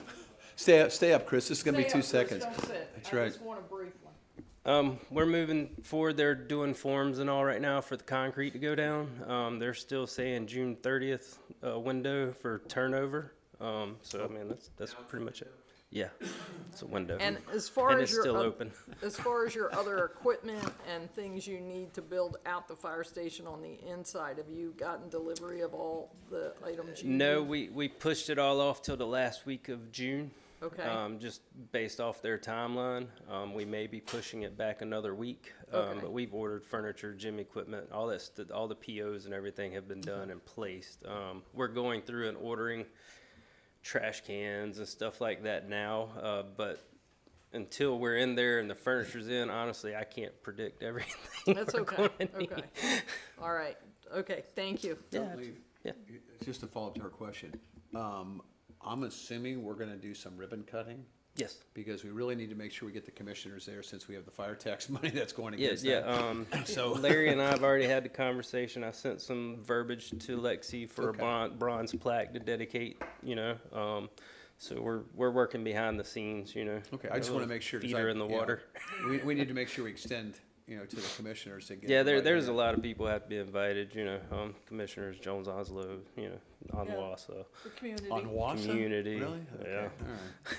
Okay. So, I'm on the Onwassa board, that's why it's a joke. Okay, now Chris? And Chief, I just wanted to thank you again for your time the other day at the firehouse and giving me the rundown. It was Oh, very yeah. informative. absolutely. All right, Chris. And again, this is just gonna be give everybody up. He's pursuing the process. He's under contract to the town to do this kind of stuff. We've come into some bumps relating to, DA 143. And basically, he's got a letter that's gonna go out to them. And then real briefly, we've talked to Senator Lazara about this. He is gonna be fundamentally behind us, in terms of whatever resources we need, including having people at future meetings, with the state. So it's more of just an update for everybody, Chris, so go ahead. Okay, so I know we have some relatively new aldermen, and Larry's relatively new to all this. So I was going to go through a brief, just kind of overall of the project of what we're doing. As you know, Fran talked earlier, the southern, shall we say, the southern half of the beach has already been nourished and is now an engineered beach. The town has done up to where the bridge comes across. We are working on a project to finish out phases 1, 2, and 3. north of the bridge all the way up to the north end. Our proposed project is to use the old disposal site that's up here. It has been closed down for many, many years. The Corps of Engineers had previously used for disposal of material from the Intercoastal Waterway. Sampling has been done up there. It is beach quality material. We would run a pipeline down the Intercoastal Waterway, come across down, I guess that's roughly the 1600 block of New River Inlet Road. There's a little bridge there that we can slide underneath, so we don't have to cut the road. Go to the south, finish out to the south, turn back, go to the north, and finish up the project. That's kind of the plan of things. Next slide, please. Tell people, if you've seen the stuff up when they've done the dredging, the slurry comes out is what this is gonna be. It's more of a, it's not gonna be a truck project. It is It's not a gonna be truck slurry project. This would be hydraulically dug and placed. Again, kind of going over the things. DA 143, it's located up there at the corner of the Intercoastal Waterway and Cedar Bush Cut. I basically said all of this just a while ago. So let's go on to the next one. One of the things that this project is going to do, it will restore this to being a disposal site for the Corps of Engineers. We're going to take 2 million yards of sand out of this island. So that's 2 million yards of sand they can put back in. So this is beneficial use on both ends of the pipe. Currently, the Corps of Engineers is completely 100% out of disposal site capacity for non-beach compatible material in Cedar Bush Cut, the Intercoastal Waterway, and Channel to Jacksonville. They are not scheduled to maintain Channel to Jacksonville going forward until they figure out a disposal option. Chris, with that being said, with what we just talked with Fran, Yep. if we can get this done in a timely manner, then when they get ready to try and increase the depth of the inlet, now they'll have a place that they can put this new sand, and we will basically be restocking our deposits of sand for the future. Is that correct? So you're exactly right. So when you look at it, if I were to give you a brief overview of what they're talking about doing, sand that's going to come out of the inlet and Cedar Bush Cut back to the waterway is going to be able to go straight to the beach. Once you get into that new, really heavy new work, which is they would be deepening about 8 feet in Channel Jacks, that material is, so yeah, that would end up going into this island. When it would be pumped into the island, the silts would run down to the low end. The sands would stay up at the high end, so they would split themselves off naturally. It's called winnowing. And then you would be able in the future to reharvest the good sands that had been segregated from the bad sands. So that's kind of why we like to reuse these sites. And so a lot of this is going to come down to timing, because we would love to get this done to make that. It all comes down to timing. Money comes down to timing. I wish we had everything in place right now, because right now industry is tying up some of the hydraulic dredges. So the price on hydraulic dredging, it is a buyer's market right now. And so I wish we were farther along in that, because we could take advantage of that and could see some significant savings. The price of work that's going out right now is cheaper than it was 4 years ago, even with fuel prices being up. One of the things that we have to do when we go through these sites, and we did it once for the town when I was with another firm, and the state has a 10-year limit on coring, that they're no longer viable after that. So we've gone back and we've done this twice. And our understanding is the Corps did it once before, so it's been done 3 times to prove that the sand on this island is very good beach quality sand. There's really not any question about it. There are some new techniques. That there was some concern about materials that were down deep. There is a screening system, automated screening system that happens on the beach, so that things that come out are automatically screened and put directly into the back of the truck. So problems with shells or clay balls or rocks like we had once upon a time, all of that gets taken care of right at the end of the pipe. It doesn't get distributed. That's a new system that came out about 6 years ago, and we intend to implement on this to make sure any debris that we have come out of here, whether it's leftover tree stumps or whatever that we don't get removed when we do the original grubbing, that all of that gets taken care of and y'all get clean beach. Next slide, please. Great part of this again. We did the geotech in here. Numbers to look at, third column is the big one. The native grain size is 0.23 millimeters. We're at 0.21, which is very, very close. That's 0.02 of a millimeter difference in grain size. That's very, very close for here. The offshore sands that we see in Onslow Bay are typically 1.16 to 0.18, which is much smaller. And when you get down into that class, you're really talking about time frames where material will last 30 to 40% less than it would if it's the same size grain. This is the natural size that goes with, you know, what the wave conditions are here. Main reason for this is a flood dominant inlet, meaning that sand flows into it, not out like a river system. New River is actually a bay. It's not really a river. So all of the sand that's in here and is in the sound actually came off of the ocean front over the past millennium. So that's why we're able to match up here rather than sands that came and went offshore in the previous, before the last ice age kind of deal, that those are much older sands that were when this area was more of a riverine environment. Next slide, please. Again, looking at color here, one of the things to note, y'all have seen what we put down at Surf City over here. So you've got the color of what's in Surf City, and you've got the color of what's coming out of DA 143. I think what came out on Surf City was very, very pretty sand this past in 2024. We're looking at the exact same kind of stuff. So we're not looking at a gray muck, something that's going to overheat and cause us to have all, Connie, you'll tell me, it's all male turtles? Hot sand makes male turtles? Cool. I get it backwards. I knew that if you get the wrong color, they all turn one sex, and then they can't mate. So It's all determined by the texture of the sand. yep. So it's one of the things we have to do. Not only do we have to get grain size, calcium carbonate size. This is an educational meeting today. It was very good. So we have to match grain size, calcium carbonate, so we don't have too much shell in it, and we also have to meet the color standards so that we don't have a detrimental impact to the turtle sexes. So all of those things looks great for DA 143. Next slide, please. Again, we have elevations on the site. They range anywhere from 10, the wooded area that you see at the south end is only about elevation 10. The big white area is elevation 45. So we're looking at taking almost 60 feet of material, 60-foot layer. The great part about that, it makes dredging cheap because the sand just rolls to them. They don't have to go and dig it and pick it up. It actually falls to them. It's very well sorted sand. We do have some intermittent layers of silty shelly stuff. That's because it's an anthropogenic site. It was pumped in different phases, so you get some of that winnowing that happened. But we do have the FRS system that will clean all of that up. And again, color is good.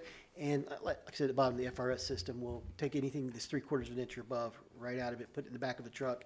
There is an area to dispose of it by the boat ramp at the bridge. There is an old core disposal area that's there that is open and is easily accessible by truck. We've driven out there, so we can just take it, haul it right out there, drop it off, all good. Next slide, please. Pipeline route, which a lot of people are kind of curious about. How are you going to get across the island? We're going to come in on Cedar Bush Cup because there's no marshes over there, so we're going to come in at that end. Plus, that's a good sand down in that end. We're going to work down toward the tree line. Originally, we were going to take out the tree line and use that whole area. We got some pushback from Wildlife Resources and under the initial comments that they made, the few comments that they made at the beginning. So we said, well, there's not that much sand down there anyhow. Bag it. It's expensive to clear. It's really not that big a deal for us. Pipeline will come down the little, what I call the golf course area down here. Hopefully we can get an easement from them, come along the edge of their property, slide right under the bridge here so we don't have to do any open road cut. There's actually enough height under that bridge to slide a 36-inch pipe. Slide right under there. There are no houses there. I double checked. Somebody told me there might be a house there now. There is not a house there. So we're in good shape to come across onto that, and then we'd go north and south from there. Could be a booster on the beach. Would be nice to set one up back there in the back on the waterway right there. This is good length. They're halfway length of the line, so that makes for good pressure in the line on that. Continue on. Beach placement. We've talked about most of all of this. One of the things, Northern Dune, this was important. We did have dunes that were put in 2013. Because we're in an inlet hazard area up there, you can't build new dunes. We're rebuilding old dunes. So that's a good thing. Otherwise, we would be stuck with just building flat beach up there. That's the big takeaway from this slide. We will look at the dunes that we put in. We would love to do the double dune like we've got at Topsail. However, we're not going to have enough sand to build a wide enough beach to protect that dune. So it's going to be a build out on this one that will be smaller than that. Over time, as we go through this project and this project matures, looking a decade out, Eventually, we will get there, but we will not have enough material on this first go-round to do that and not have your dune getting scarped on a regular basis. Next slide, please. This is kind of the template. If you look, the one on the right was what was originally done up at the north end when CP&E did it. Over on the left is a typical template of what we're looking at doing. We would come off of the existing dune at the bottom of the sea oats. We don't want to bury anything that's existing. Come up to roughly a 12-foot elevation, come down 105 on the front. That's a great slope for getting sea turtles to key in to stop walking. That 1-on-5 gets them to go, when they go up that 1-on-5, they hit the next flat and they drop their eggs. That is, we did a ton of research on that down in Florida, where we had a statistically significant number of turtles. 900 per linear mile we averaged each year, one every 6 feet.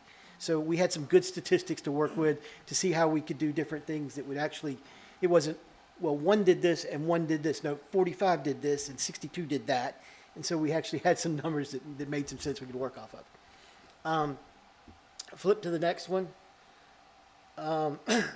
Again, some of the previous work that's been done here, especially permitting, which is important. There was an EIS completed for the entire length of North Topsail Beach. You got a 30-year permit off of that, federal permit. And in that, at the time, DA 143 was identified as a potential bar site. The phase 1 project completed the dunes up at the north end, which is a picture of you actually having dunes up there, which probably if we didn't have that picture, they wouldn't allow us to even think about putting dunes up there. We've been through biannual placement at New River Inlet from New River Inlet Crossing. Fran showed you those dates earlier. PCC Truck Hall, Florence, as well as some Isaias, I believe we got. And then we also had the phase 4, which we took the Florence money and used the Florence money to leverage the state, the $10 million from the state to do all that. Big thing here is you do have an EIS in place for the whole, for a beach renourishment for the whole beach, so we're not going through new permitting on that as we do this. The beach. Can you tell us where we are? You're probably going to hit it. Permitting wise? I think it's probably my next slide. So this is kind of what all has been done here so far. Next slide, please. Okay, here we are. Where are we now? We have a permit level design. We are 95% complete except for tweaking whatever agencies may want us to tweak in there. But we have a design that we could go to bid with right now. We're that far along. We have the permit except for the easement for DA 143. We have the entire permit package assembled. We have the package, because we were talking about voting on this a couple months ago. We have the package for putting in the shallow draft inlet grant request. That is set on go. We have a ton of stuff that's on go waiting. We had approved that even last year to go ahead and file that. So you're going to, as soon as you're ready to file, you know, as soon as we're going to ask for the grant, it got held up, council, you remember, because we were told we had to basically reserve cash against that. You came back and said, no, we don't, for various reasons. That was the only holdup. Otherwise, it would have already been done. Is that right? Yeah. Yeah. That So was, I think that's been a go from the board for a year, I think. Yeah. yeah. And we were held up in March. I think we were going to do it this year in February, March, and you kind of told me to hold off. That was because the issue came back from the accountants Right. about how we were accounting for stuff, which we then sent to council, and council said, no. The whole thing was, if you applied for a grant, we got accounting advice that said we had to set aside the money for that grant, even not knowing we were going to get the grant, which makes no sense. You don't have a contract, so the whole idea was we had to stop it, because if that was the case and you asked for it, we would have had to put $30 million off to the side for something we didn't even know we were going to get. Council came back and said, you don't have a contract, you're good, so there are no impediments that I'm aware of that would keep us from filing that. Okay. And we've already given the approval, right, Connie, in past meetings, Yes. so. So what I want to do here, Before I leave that, just so everybody understands, the shallow draft fund is a fund that anybody can apply for. And we don't know if it's first come, first serve, but there's a limited amount of money in that fund. So you want to get your foot in that as fast as you can. And that's the matching fund that we've talked about using kind of from the beginning. yes, sir, that's correct. So this is, again, DA 143. I want to talk a little bit about our holdup here And I'll talk to I got more more word slides here, but this is a really good picture that kind of sums everything up. So the orange areas are where the Corps of Engineers has easement to use the land. All of those places, that's under federal easement. The outside the blue line, all of those easements were granted in 1930 as part of the original intercoastal waterway.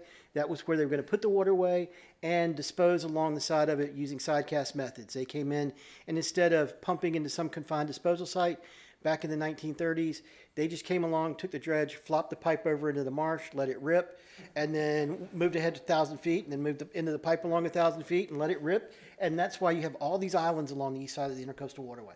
That's how they were created. They are not natural, they are man-made. Every one of them. All of this was big marsh. Going back, I've heard stories past now, but like from my wife's grandfather, would tell stories of them driving cattle across the marsh up here before the intercoastal waterway was in, and they would drive them over to the island and let them feed on the salt marsh, and then drive them back to take them to market later in the year. But this was actually not, the intercoastal waterway, Topsail Island was not really a full-blown island. The Sears Landing area was at least connected where it was closed marsh. At any rate, they got those easements in 1986. So the area that's bounded in blue was owned by the Bostic family. Marty Bostic was the mayor here circa 2000. First time I got to talking about this island was with Marty. And he was like, he actually thought his family still owned the island at that point in time and said, let's put the sand on the beach. And we started looking at that in 2001. And, it didn't come to fruition. Hindsight being 2020, we even got prices $2.12 a cubic yard to put it on we could have done this whole thing for $4 million. And the Corps of Engineers was coming in with a waterway dredging project, and the town backed away from it. But hindsight's 2020. This area that's circled in blue is also that same property boundary is state-owned land managed by North Carolina Wildlife Resources. They call it Uni 1. So even though the Corps of Engineers has full right of entry onto this site, they could go out and level that site if they wanted to. Wildlife Resources has recommended to the State Land Office that we not be able to take sand out of that purple area. We're looking at alternatives. We've been in discussions with the Corps, very positive discussions about whether or not we can have them do work for others, and just it's a color of money thing, where we would pay the Corps and they would do it under their easement and their authority, because we already have all of the easements on the beach in place. We already have the beach permit in place. We already have the design for them. We already have the geotech. All of that's in place, and we're talking with them right now about how to do an MOU to do that. If the shallow draft MOU did not have a $5 million cap on it, we probably wouldn't be talking right now. We would already be under contract with the Corps. The Galveston District. That's why it's important to have Doug give us that forecast in July in terms of what we can and can't. So, and to let you know, these projects are not uncommon. I went and counted up half a dozen in North Carolina that I've worked on personally, where these islands have been rehabilitated and used for beach renourishment or other environmental restoration. There was just an $85 million project in Galveston that was done on the Houston River, where they rehabilitated a disposal island and at the same time rehabilitated a bird island in Galveston Bay. Christopher Bada, who's a friend of mine, used to be chief of navigation down there. That was his swan song project before he retired this year. So he was very excited about that and dropped me a couple emails because of what we were doing up here. Slide on to the next slide. So again, where are we now? We are at the 95% design level. We are at a hiccup with the North Carolina Wildlife Resources because of their management role with the State Land Office. The sad part about this is without the easement, without having an easement, we cannot have a complete application. And without a complete application, we can't have a determination of no to appeal. So they've got us in this kind of catch-22. So we have written a letter. What they did, we pretty much got ghosted by Wildlife Resources and the Land Office for nearly a year. And we were in the process of scheduling a meeting to meet with them in February, emails going back and forth between us and the major permits coordinator with the state, as well as folks in Wildlife Resources. And then out of the blue, we get a one-line email, not even a letter on letterhead. We get a one-line email. We have done extensive research and we're opposed to your use of this island. Blink. That's it. We don't know what extensive research they did.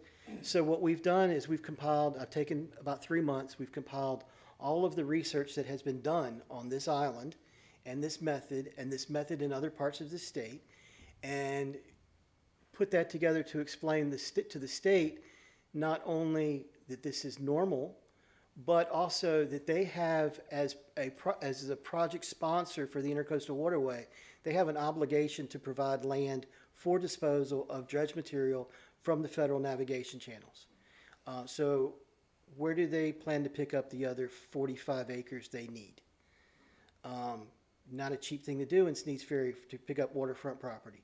I don't think Camp Lejeune is going to do it and let them do that. So, we look at this and the cost of doing what we're doing versus doing a truck haul project for beach and then buying another piece of land and putting and developing that as a disposal area, we're talking about spending $40 million. The alternative would be about $120 million. So we're offering a win-win on both ends of the pipeline for a third of the cost. And you've got folks that normally wouldn't be looking to be actively involved in this. A municipality, why would they care about the federal channels? We have, if we're looking at shallow draft funds, that's coming from tax on boater gas fuel. This is a user-funded project. It's not a general fund project typically. Before you leave that though, unless you're gonna make the point, the thing that is so frustrating about this is, is now that DA 143 is full, all of the disposal sites that the Army Corps could use are now full. Correct. So and the Army Corps could decide to go in on their own, and they don't like this. Doing our project allows the Army Corps to clear 30 years worth of material for their dredging at no cost, okay? And we would use the sand, and the irony of this is, and you correct me if I'm wrong, under their least cost, if they go do this project, they do not need to do remediation work. They don't do any of the things we're talking about doing about habitats and all that stuff, gone. And so the Army Corps is basically with us on this, I think, so far. I've talked to Senator Lazara. When we get this meeting set up, he's gonna have a representative there, and it looks like the Army Corps will be there. But there's gotta be some pressure. We don't know if there's just one person, one individual within there that sends back a one-liner. But it makes no sense, because environmentally it's positive, economically it's positive. From an environmental side, to go offshore and harvest the sand, to harvest 2 million cubic yards of sand, assuming you harvest 5 feet deep, which is a normal amount, we would have to disturb 250 acres of undisturbed land versus taking 29 acres of previously disturbed land. I mean, the environmental side, if you focus specifically on, maybe the possibility that a red cockaded woodpecker that's never been seen in Onslow County might fly by and see a dead pine tree on this island that was dead just the right way, and whatever, if you take that approach, then anything's always going to be problematic. But if you look at it overall and what it does to the other environmental impacts that we avoid, I think this is really I think, the and most again, when sensitive way to do it. You've briefed us on this, and it's your project that you're managing for us, is you're getting ready to drop the hammer on with the document we've got, and I know that Lazara's office is fully engaged in helping us push this through. I didn't want to bring anything up, and I didn't know if you have any more slides or presentations, but my big concern is, I know over a year ago, we were talking about cutting vegetation in September, doing this in October, doing this in November. Where are we at now? Because it's season, it's time to start kicking and screaming so that when October gets here, we can be moving forward instead of twiddling our thumbs and Next- saying wildlife. My next slide. Okay, awesome. Next slide, please. So here's timeframes. So you're absolutely right.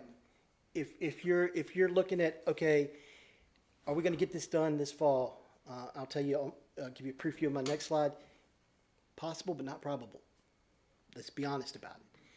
There's some coordination that's going to take some legislators pushing on some bureaucrats to make this move.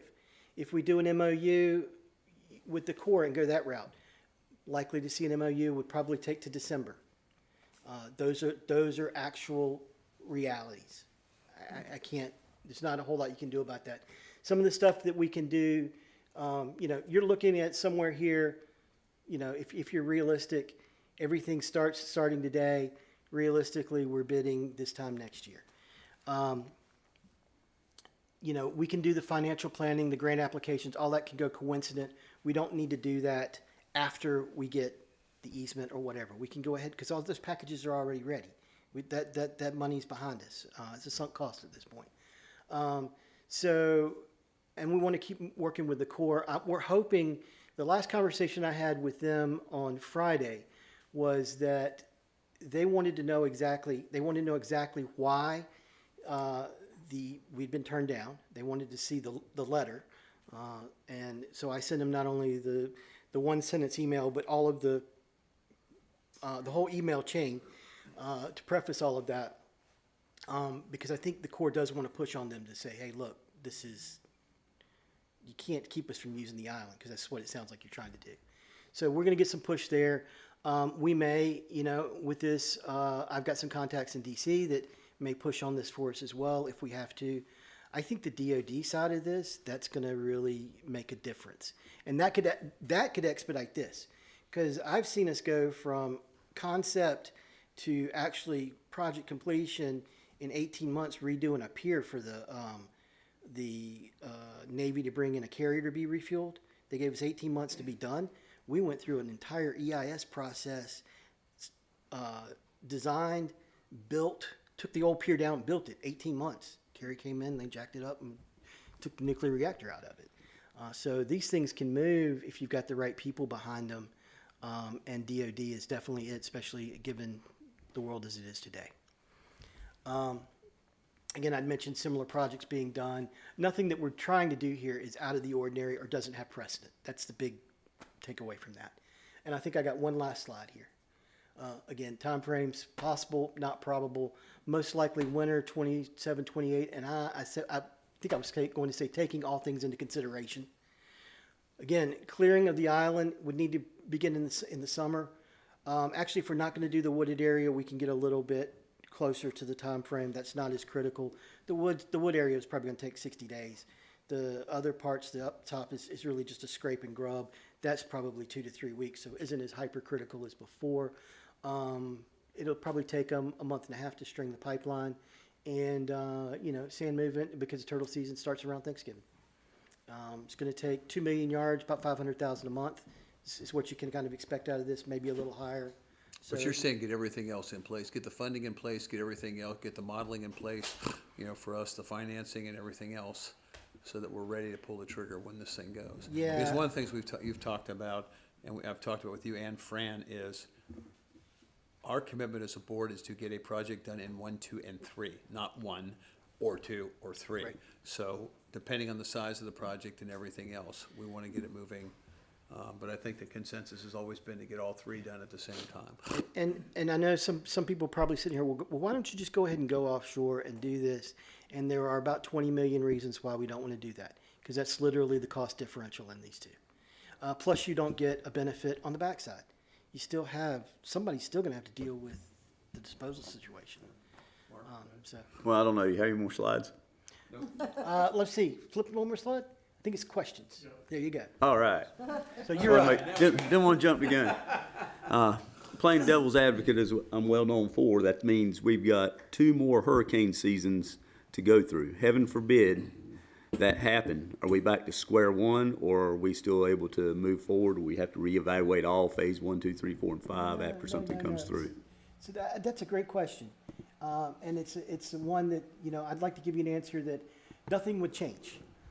Realistically, though, here's what's going to happen. We're still going to have the same amount of sand. So we will have to do some sort of a minor modification to what we're doing, depending on where the sand goes. If you have an event, well, you may look at it and go, as you're looking at the upland, you go, oh man, we got hammered. But then as you look at the whole profile that you're building, well, it's just right over there. It's out by the bar. So maybe the top of our template needs to be thicker and the bottom needs to be thinner. It may not change the volume overall that much, or it might. You know, but basically the yards per linear foot are still going to work out to be what they are, and we'll build the best we can with what we've got. Right, I understand that. I appreciate that honest answer, and so does the public. The other concern is that's also 2 more seasons without it being an engineered beach. How is that going to handle financially there? Well, I think that's, right now, and you're the expert on this, if there was a storm, FEMA will still rebuild the dunes. All right, so you've got that. We also have the dredging. We don't know how much dredging they're gonna do, which will be this fall as well. Because one of the questions I had is if they're dredging, does that impact a thing? What you're telling me is it's probably not. And so, because the whole project is only a couple of months if we do it. Once it starts operation, it's a Right. couple of months. So and to reiterate what the mayor said, as you've been going along, you've got the Category B investment that FEMA will do, that they've done from 210 north and will continue to do. In the south end, FEMA will come back if you have a storm and you have major losses. They're going to do dune and beach because it's this, right, this 4 and 5. So that's any beach loss or dune loss, if it's significant enough to trip a disaster declaration, FEMA will help you out on that. So Well, the other part of that too is just the other things that, reciprocate from that is, we will go from a tourist town to a ghost town for about 2 to 3 years while everybody is trying to rebuild to start getting their rentals back. So, Yep. a lot of concern there with it being 2 more years. The sooner the better, is all I've got to say. sir, Yeah. honestly, if I could, Yeah, if we could start right now, we'd if start. I could start right now, I'd have it doing right now. Yes, sir. We're doing what we can. Unfortunately, bureaucracy is bureaucracy, and you always kind of hold out.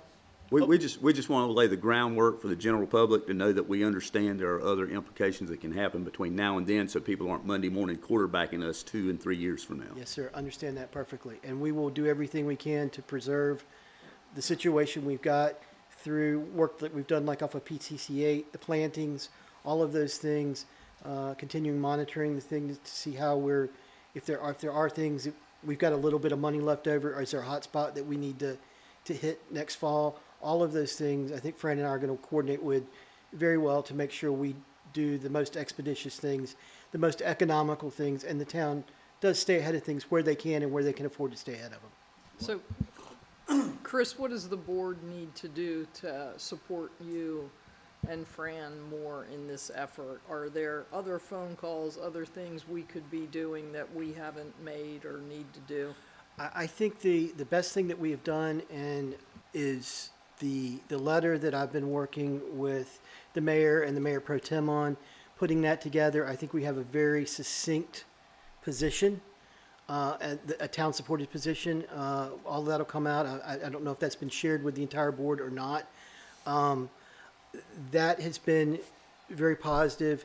What the mayor's done working with Senator Lazara is great. Our TISPC constituency that went to Raleigh, talking with Carson Smith, because he's our House rep here, to make sure we've got folks on both sides, the Senate and the House, that are pushing our bureaucrats to do what they need to do. That is, I've always advised holding off on that legislative push, because once you start doing that, people get bowed up. But we've reached a point where it's time to get bowed up. So, Yeah, the other thing too is, I'm not trying to put a rosy look. I would, to Mark's point, I wish it was happening right now. But the other thing too is, we've also asked Lazar, because I talked to him about it again, about having a special fund put aside for us. If that goes in there, that money will be there for us. And it's another thing, because right now with it's a nice way to, what's going on in Raleigh with respect to budgeting and everything else. You never know. And that's why I think it's important we get the shallow draft request in, we get everything else in, okay, get the letter out and get it moving. And I think to Mark's point, if it comes down to this becomes a national security issue in terms of that stuff, you never know. I'm assuming, and Connie, don't get mad at me, Teresa Batts was saying that they've got a waiver on turtle season for their project. They do. They're gonna do that.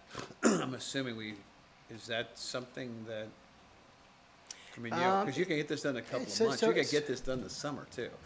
So To Mark's there point is, about having 2 seasons, so. there is a distinct possibility Don't hit that me. with this time, as we go through the permit process, that's a distinct possibility, because you did an EIS for the whole beach. That's always been the problem, is that there's not an environmental document. Usually there's not a biological opinion to work off of to make that permit adjustment. You actually have that in place. So, yeah, that's a distinct possibility. Yeah, I mean, I'm just throwing it out, back to Mark's comment about if it's 2 seasons versus 1 season. Right. And, Just rolling you know, the dice. And also, because of how long this would actually take, it would be more of a finite type of thing, so who knows? We might be able to get it in before the second season, Mark, Well, I guess and- is my question. And the great thing about it is, if you can do summer work not only, it isn't as critical here because this isn't a dredge working offshore, so the safety factor isn't as big a deal. But because there is such a seasonality to it, what it does is there are dredges that are freed up in the summer. Well- And so the market is more of a buyer's market than Well- than it is in the winter. And I think from the town's point of view, and I hope I'm speaking for the town, is the sooner the better, even if it's in summer or winter.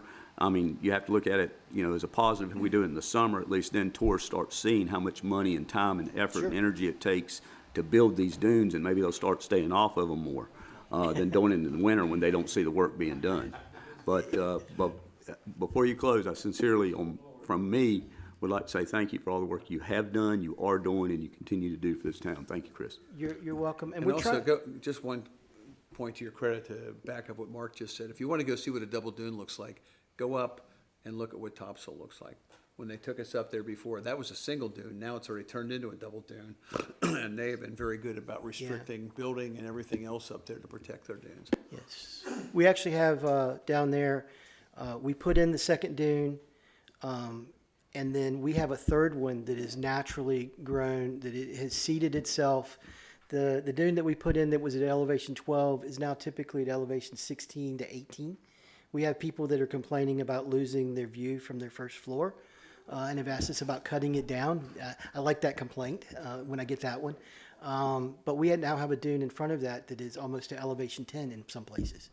But before you leave that though, on the very south end where there used to be 30-foot dunes on the ocean side there, they haven't done a project there, have they? Because those dunes are down to about 4 feet. So you're talking about like at Serenity Point? Yeah, So as you get down past the houses, you have to remember over time, that place has waxed and waned. yes, But when I was a teenager, all right, Serenity Point didn't exist. You came out the inlet and you could throw a rock and hit those condos. All that land is new land over the past 45 years. right, but 20 years ago, there were dunes there. Sure, and that's, and we had, like I said, where they are rebuilding the houses at the south end, south of Sea Vista. Right, Prior to Hurricane Fran, there were 15 houses there, and all of those got knocked down. And if you go down there and you look at the few lots that haven't been redeveloped, right, you will see in the back of the dune, you will see sand fence posts where the dune was in circa 2005, and all of that. These houses are being built in front of where the sand fencing was in 2005, and they've got 80 to 100 feet of dune in front of them. wow, So if you have to look at it, people look at it in a finite. We've had somebody that moved in 2 years ago and was complaining about the loss of dunes at Serenity Point, and it's like, ma'am, let me show you a map over the past 20 years and see how it's gone and where you are compared to where you were 20 years ago. And that's the one thing that I love to be able to say about that, and hopefully one day I'll be able to say about your beach. Down there, we are at pre-Hurricane Fran, not Florence, pre-Hurricane Fran conditions. So we have set back erosion in that part of the island 30 years. By stealing our sand. Is that where it came from? Came out of the end- Council? came out- Council, we're gonna have to figure out how they're gonna give that sand back to us. One One grain at a time. Thanks, Chris. Yes, sir. I'm glad to do it, and thank you for the opportunity. Appreciate it, Chris. Thank you, Chris. you. All right, new business.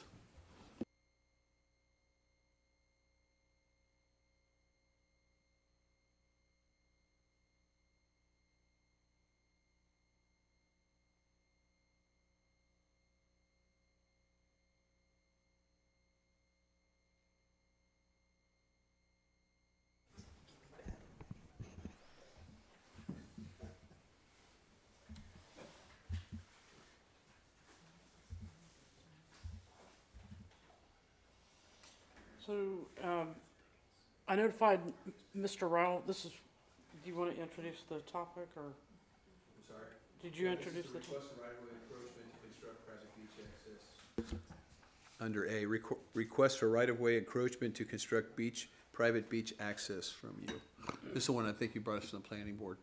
Yes, I took it to the planning board's last meeting on May 14th. Notified Mr. Rayo that it would be before the Board of Aldermen today. Unfortunately, he's not available. He has a business meeting in Kansas for 8 or 9 days for an extended period of time. So I don't know if the board would like to proceed or if you'd like to They can continue wait it till to he your came next. back. Consensus, wait? And full disclosure, this is the Ocean City Beach community. Mr. Rao reached out to me via email on April 10th asking me some input. I never responded back, and we haven't had any communication about it because I was gone. But I think we should still afford any citizen that has this sort of a proposal an opportunity to present. And if you think he would be agreeable to it and you're agreeable to it, I would make a motion then to table it until the next month's meeting. I would move it till July because the other two are gonna be budget meetings this month. Is that okay? I'm sorry, that's what I meant, the next monthly Yeah, meeting. he said that. How long did you say he was going to be out of town? 8 or 9 days. Oh, days, okay. Okay, well then we don't need to take So I'll make action. a there a motion to second? move this. Yep, second. Okay, Yep. All in favor? Aye. Okay. thank you. Now, here comes the chief.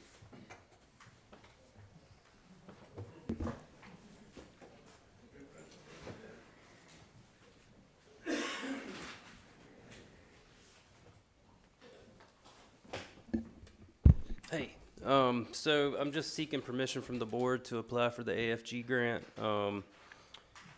We do it every year. It's where we're applying for, equipment and stuff like that. We try not to, the first year here I was here, I applied and we got the reimbursement from FEMA to buy all new air packs, which was like $100,000. So it's heavy hitting equipment, to replace old outdated stuff. I just have, go ahead, I got just a couple quick questions. So, do you have like because I thought there was a little bit of a town match in there, is there not? Or So it depends town- on what we apply for. Okay. If we apply for apparatus and boats and stuff like that, there will be a town match. Okay. Not a match, but a percentage. And it's usually anywhere from 10 to 20% until I actually fill out the application. It doesn't tell me what our match will be. So once I have the information, I can provide it to the town manager on that. Because that'd be important for the board, 10% of $1 million's one number, 10% of 100,000's another number. Absolutely. So okay. I can't apply more than $1 million is the most I can apply for due to Okay. the size of our town, because we have a population of less than 100,000. So Okay. we're capped at $1 million. Okay. Okay. And just real quick, you just used the B word. I'm assuming you're not applying for a grant for a boat. This is actually the grant we've applied for. We've included the boat in the last 4 years. But that was not the big boat, that was a smaller boat. No, sir. That's been the boat every year.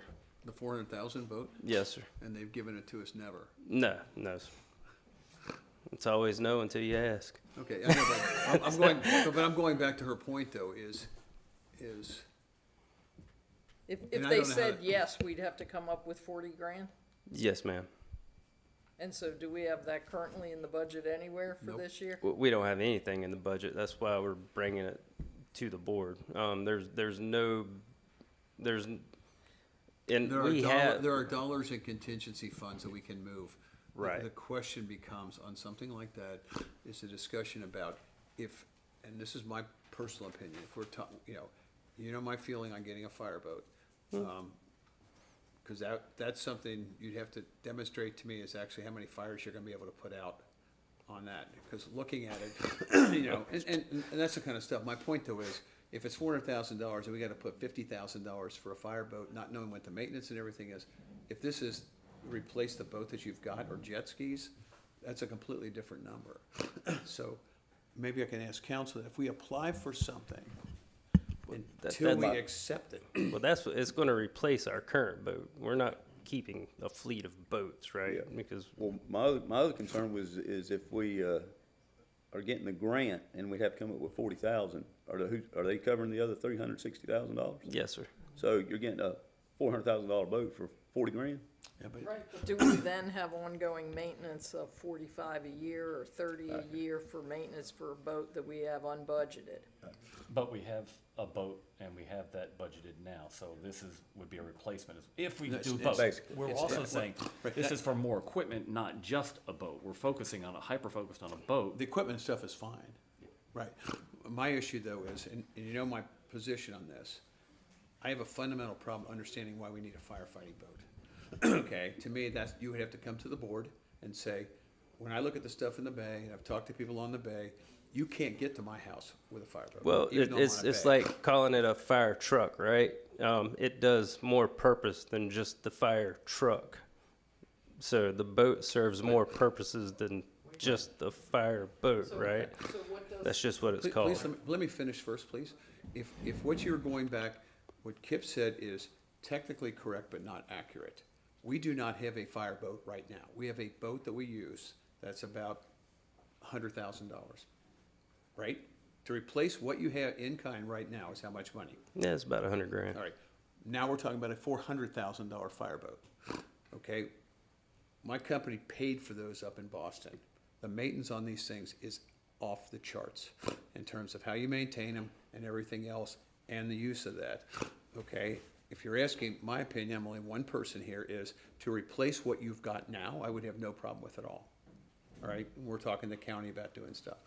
To take the step to take that from a $100,000 boat to a $400,000 boat, I think needs to come before the board with more detail like you did with the fire truck. Yeah, so on Okay, this 'cause grant, I I'm only have. not being- thir- we're No, talking- no, that's right, fine. right, I right. appreciate that. I only have 30 days to apply for this. And, So- fine. and the that- grant, when you apply for it and you say SCBA's and gear and this and that and a fireboat, they won't say no to everything because the fireboat, they'll just say, all right, we'll give you the grant for this gear, this gear, this gear, and not the fireboat. It's that's where just it's like going. the Now you're air back to packs, right? prioritizing So stuff. the air packs were 120 grand. They said, we'll allot you 86,000. Yeah, but that's good, but Yeah, those are so- things, what I'm saying, that's replacing current stuff, right? And I go back to Mark's point is, if you know for sure they're not gonna give you 100% of what you ask for, then make sure you get the stuff that you really want on the front end. Oh, absolutely, yeah. Well, another concern too is with, if the DOD does step in and want to make this a bigger inlet with bigger boats and bigger airplanes coming in and off, we're gonna need something in the future, looking at 10 or 15 years down the road. Right, But I- I right. just I want to just look think at that- every angle. We're getting into way too much detail. I think the consensus is to let him apply for stuff and then see what comes back. What I'm saying to, can I just finish, please? Okay, and again, it's because I've gone down this path and how expensive some of these things get, is a fireboat's not gonna be able to put out anything on the beach. It's all gonna have to be in the bay. You can tell me that you can get that thing in 2 inches of water to put out a fire on that side. What I'd like to see is, what is the plans for that? There is no other firefighting boat that I'm aware of for us right now. What we have is a rescue boat, and I'm 100% behind replacing what you got now, because I don't think it's sufficient. Yeah. All right? The difference to me is now that you're gearing this thing up to be a firefighting boat, which is completely different than a fire rescue boat. We're But I talking mean, about- that's just the title of it. I mean, because it's under the fire department, right? I mean, I can just say boat. I can take fire off the front of it. I can just say boat.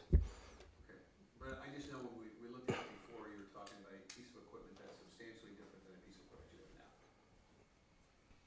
now. I think he was talking about the functionality of it. It's Right. different. It's an added functionality. It's the firefighting portion of it. Like he says, a fire truck is called a fire truck because it is owned by the fire. It's owned by the fire department, and they go to medical emergencies. It's not a it's not a burning house if they go into a heart attack or go into any other type of medical emergency. It's a vehicle used to get there. So I think we're conflating and we're hyper-focused on the, and I'm sorry, I didn't mean to step over you, but please. I'm only Connie. talking about the gear that sits on the front of this boat that's on tugboats that we financed before in my company. Connie. And those are completely different types of boats. Go ahead. Okay, couple things. There's a reason you want to go from a $100,000 boat to a $400,000 boat. I don't think I've heard that reason. Yes, ma'am, you were not here. You were on your Okay, trip. I was traveling, Yeah. thank you. It was good. Good. Glad you enjoyed All right, it. so you did that big presentation. But if they've turned you down for the bigger boat for a couple of years, is there a better chance of you getting approved for something else this year? Yeah, so we're going to apply for the other stuff, Okay. you know, the equipment that we need as well, you know, Right. because in these things, everything's based off of priority, high, medium, and low. Okay, A boat is medium. So when they have 500 departments submitting high priorities, obviously they're going to fund those, Right. right? okay, It's just an option to add to the application. okay, Um, gotcha. Obviously, the higher needs that we need are going on the application first. Okay. And if they fill in those slots and the boat doesn't make it, All right, so out of the things that you think we actually might get out of this grant, and we still have to come up with some kind of contribution to that if we get the funds, correct? correct. Do we have? Well, not on all that stuff. No. Not on Just all the of big ticket items, boats, trucks, Okay, the rest of it, apparatus, stuff like we that. get in the grant at 100%. Correct. Okay, Correct. thank you. There isn't some of that in the budget anyway. Some of the stuff, but you know, we do like 2 or 3 so we don't hit the town with a $300,000 bill, right? That's Right. a normal But you, Absolutely. you did say you do this annually? Yes, Do sir. we just need to start making that, point in the budget so that we have that in the future? But I would make a motion, but I think it would be best with me having served on the volunteer fire department make not to make the motion. I'll make a motion. I'll make a motion that we authorize staff to apply for the Assistance to Firefighter Grant, the AFG. I'll second. And I will say, we're still waiting on a response from last year's application. So I'm not, no. Well, have fun with that. There you go. All right, we're now at open forum. How does everybody didn't else vote? No, I just said all in favor. I thought you said aye. Okay. Open forum. Yeah. Okay, so we have one sign up for open forum. It is Mr. Anders.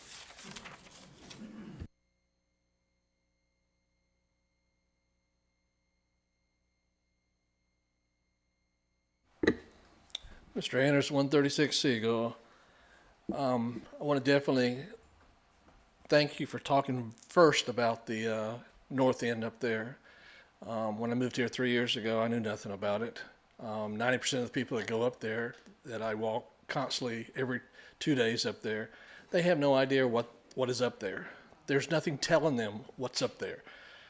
It's sad to see families, 50, 60 people backed up there, and families sitting up there having their usual nice day, and their children are up there at the water, 3 feet away from the biggest danger of their life. I think if you go look at the statistics for that 300-yard area, we have more deaths in that 300-yard area than anywhere in the coast of North Carolina. You look at 5 in the last 5 years. I think there's 8, somebody told me, in the last 10 years.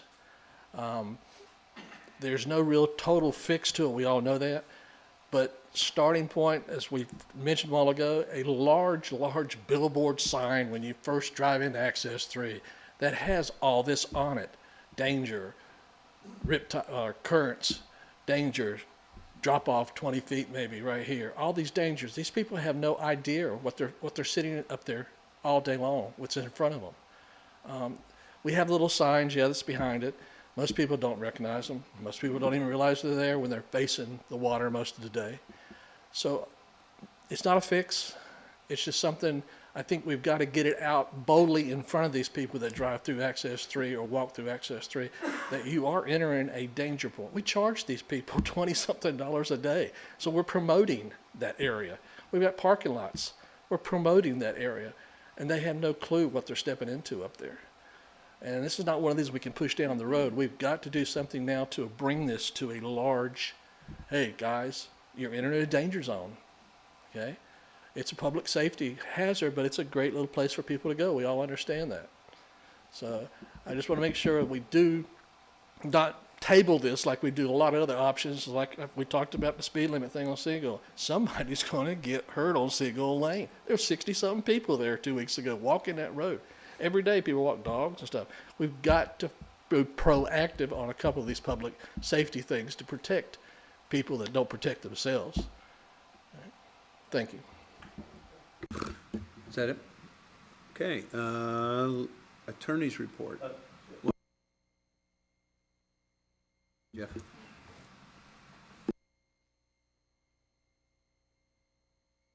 Jeff Meyer, 2224 New River Inlet, Unit 138. I know Tom Leonard was very active in the federal flood and the Cobra, and I think the battalion would drop over to Larry because he had been the one speaking on it. Can you tell me who on the board or what we're doing to continue to pursue that? We don't, hang on a second, we don't respond stuff to that. We'll handle it in the comments at the end. All right. Okay. Thank you. No, we just, if we get into this back and forth, it doesn't work, but I'll be handling it. I'll be talking about it when I do my comments. Nothing to report, Mr. Mayor. Mark?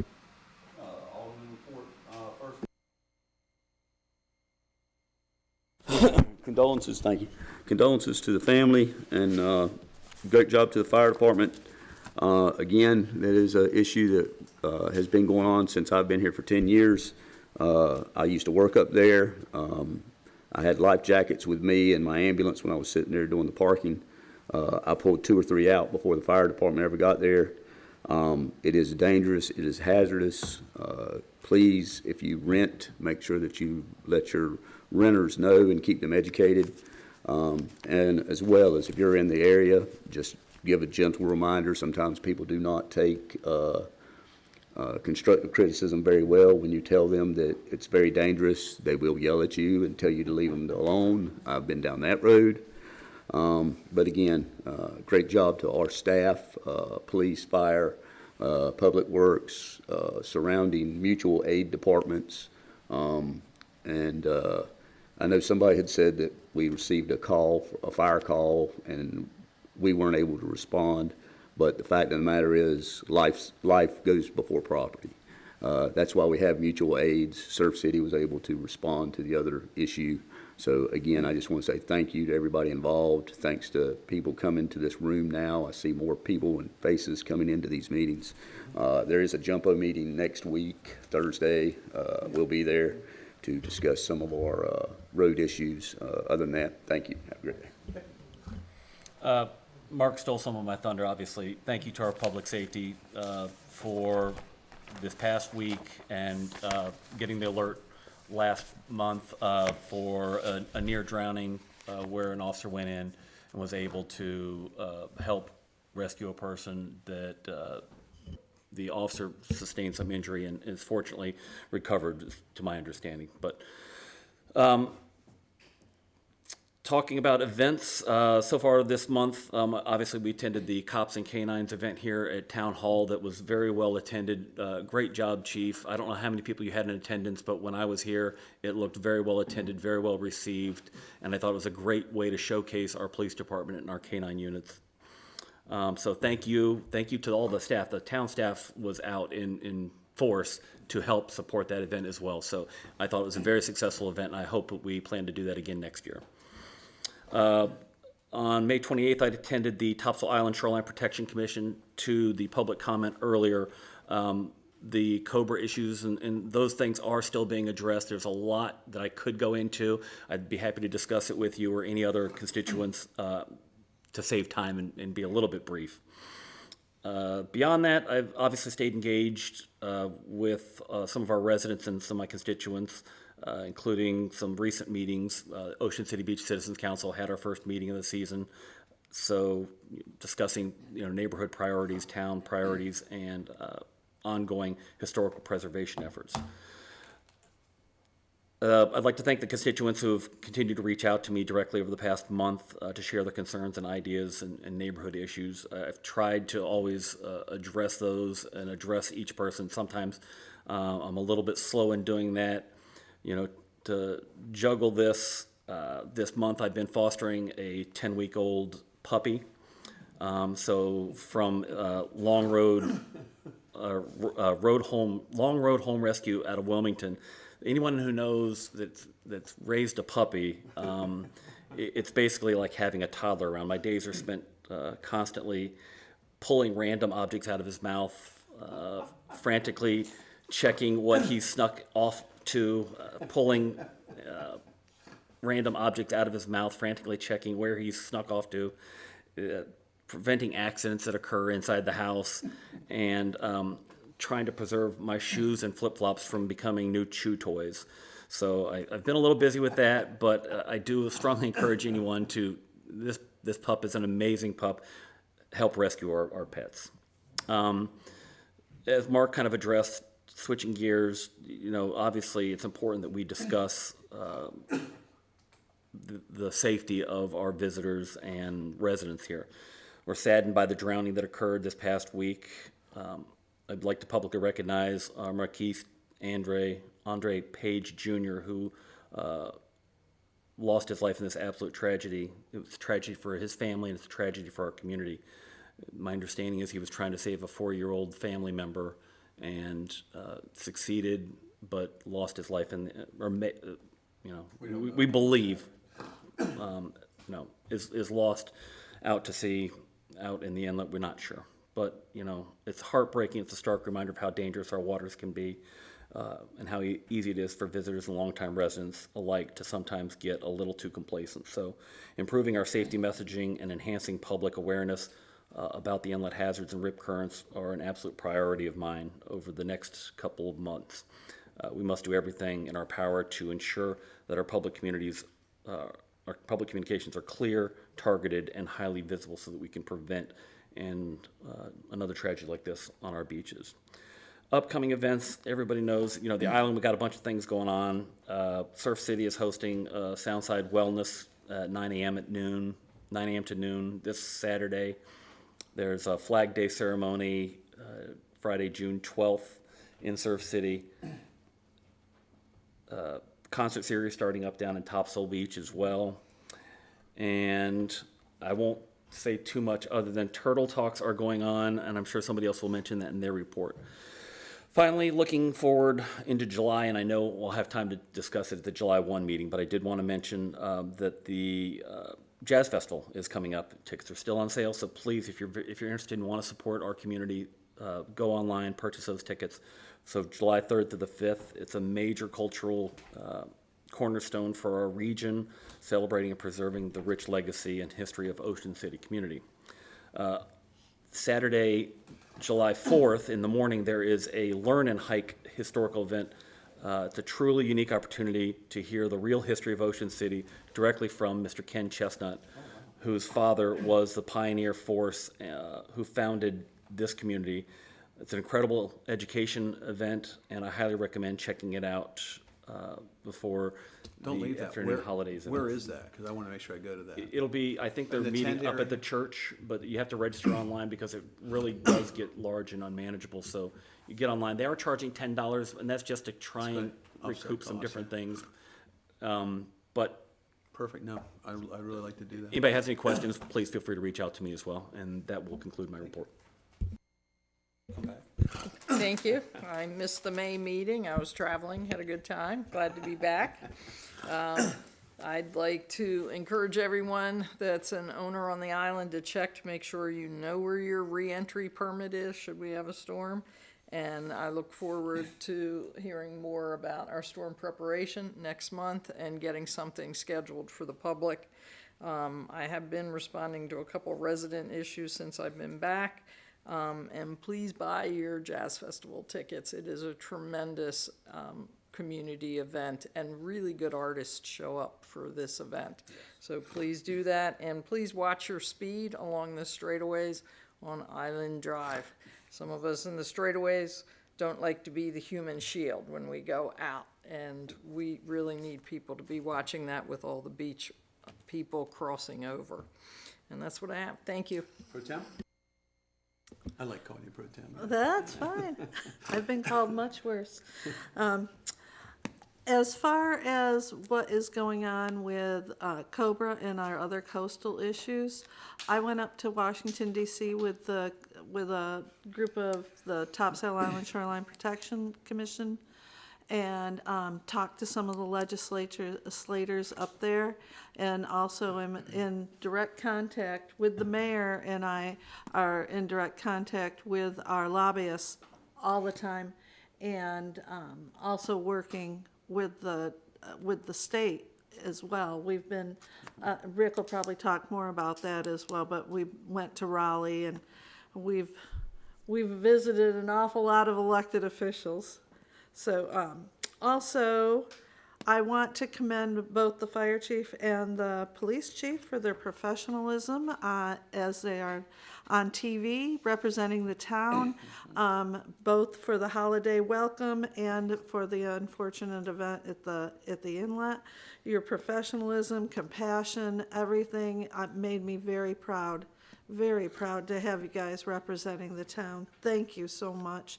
And I agree that the board will be working on, discussing and working on ideas to try to bring more awareness to the issues down there. I know that it's, I live right down there, and it's a great place for, especially there's an awful lot of people with mobility issues and people that are maybe a little more elderly, that they pull up their trucks, that's the only place right around here that they can actually just pull out there, access the beach to go fishing. It does attract the families and stuff too, who are want to do more recreation stuff than just fish. So somebody on the board this morning said we need to let them know that's not the ocean, that is a river. That is a river, and it is not a safe river. But the board will be discussing this. This isn't anything we're going to let go. On a lighter note, Topsail Island now has 22 turtle nests. Yeah. Mr. Fred Fontana found the last one this morning, the latest one. Of those 22 nests, it's not a competition. However, we're in the lead with 12. This is a pretty, we've got quite a few this year compared to what we would normally be at this time. Also, we do have Turtle Talks here in this room every Tuesday at 9 o'clock. Tell your friends, tell your family.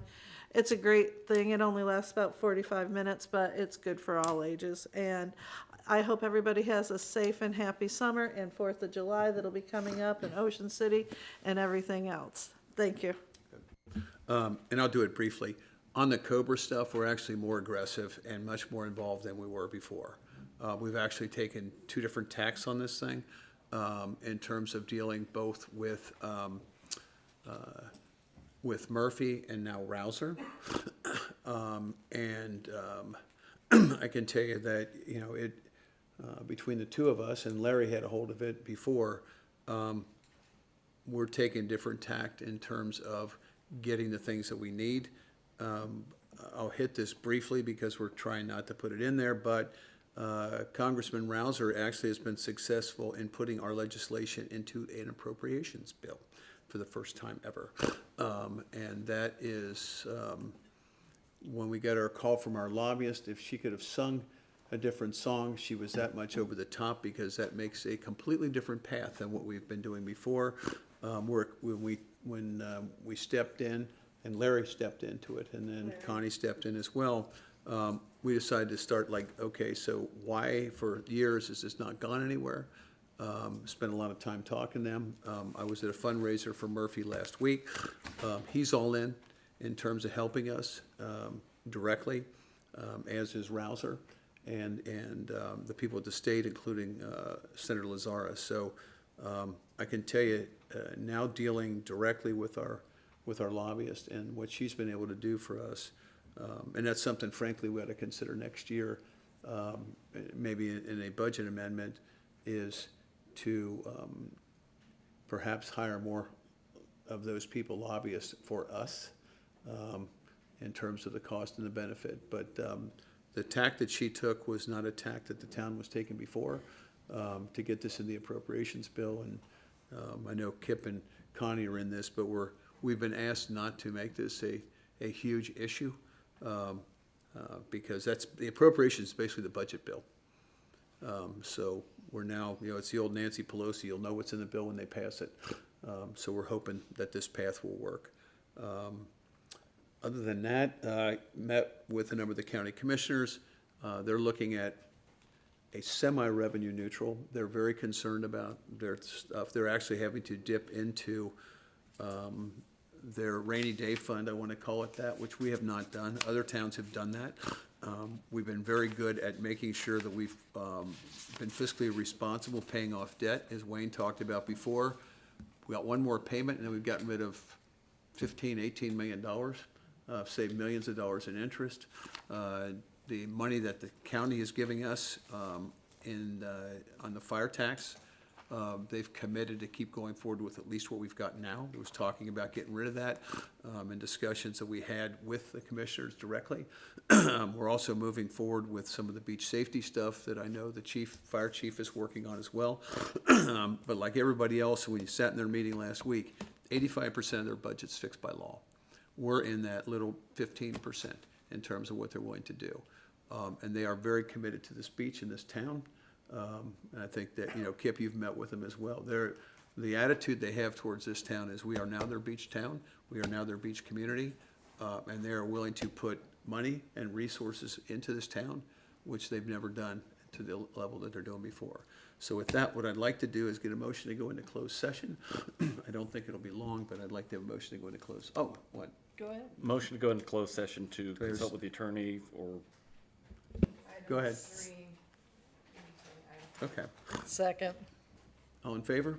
All right, we're in closed session.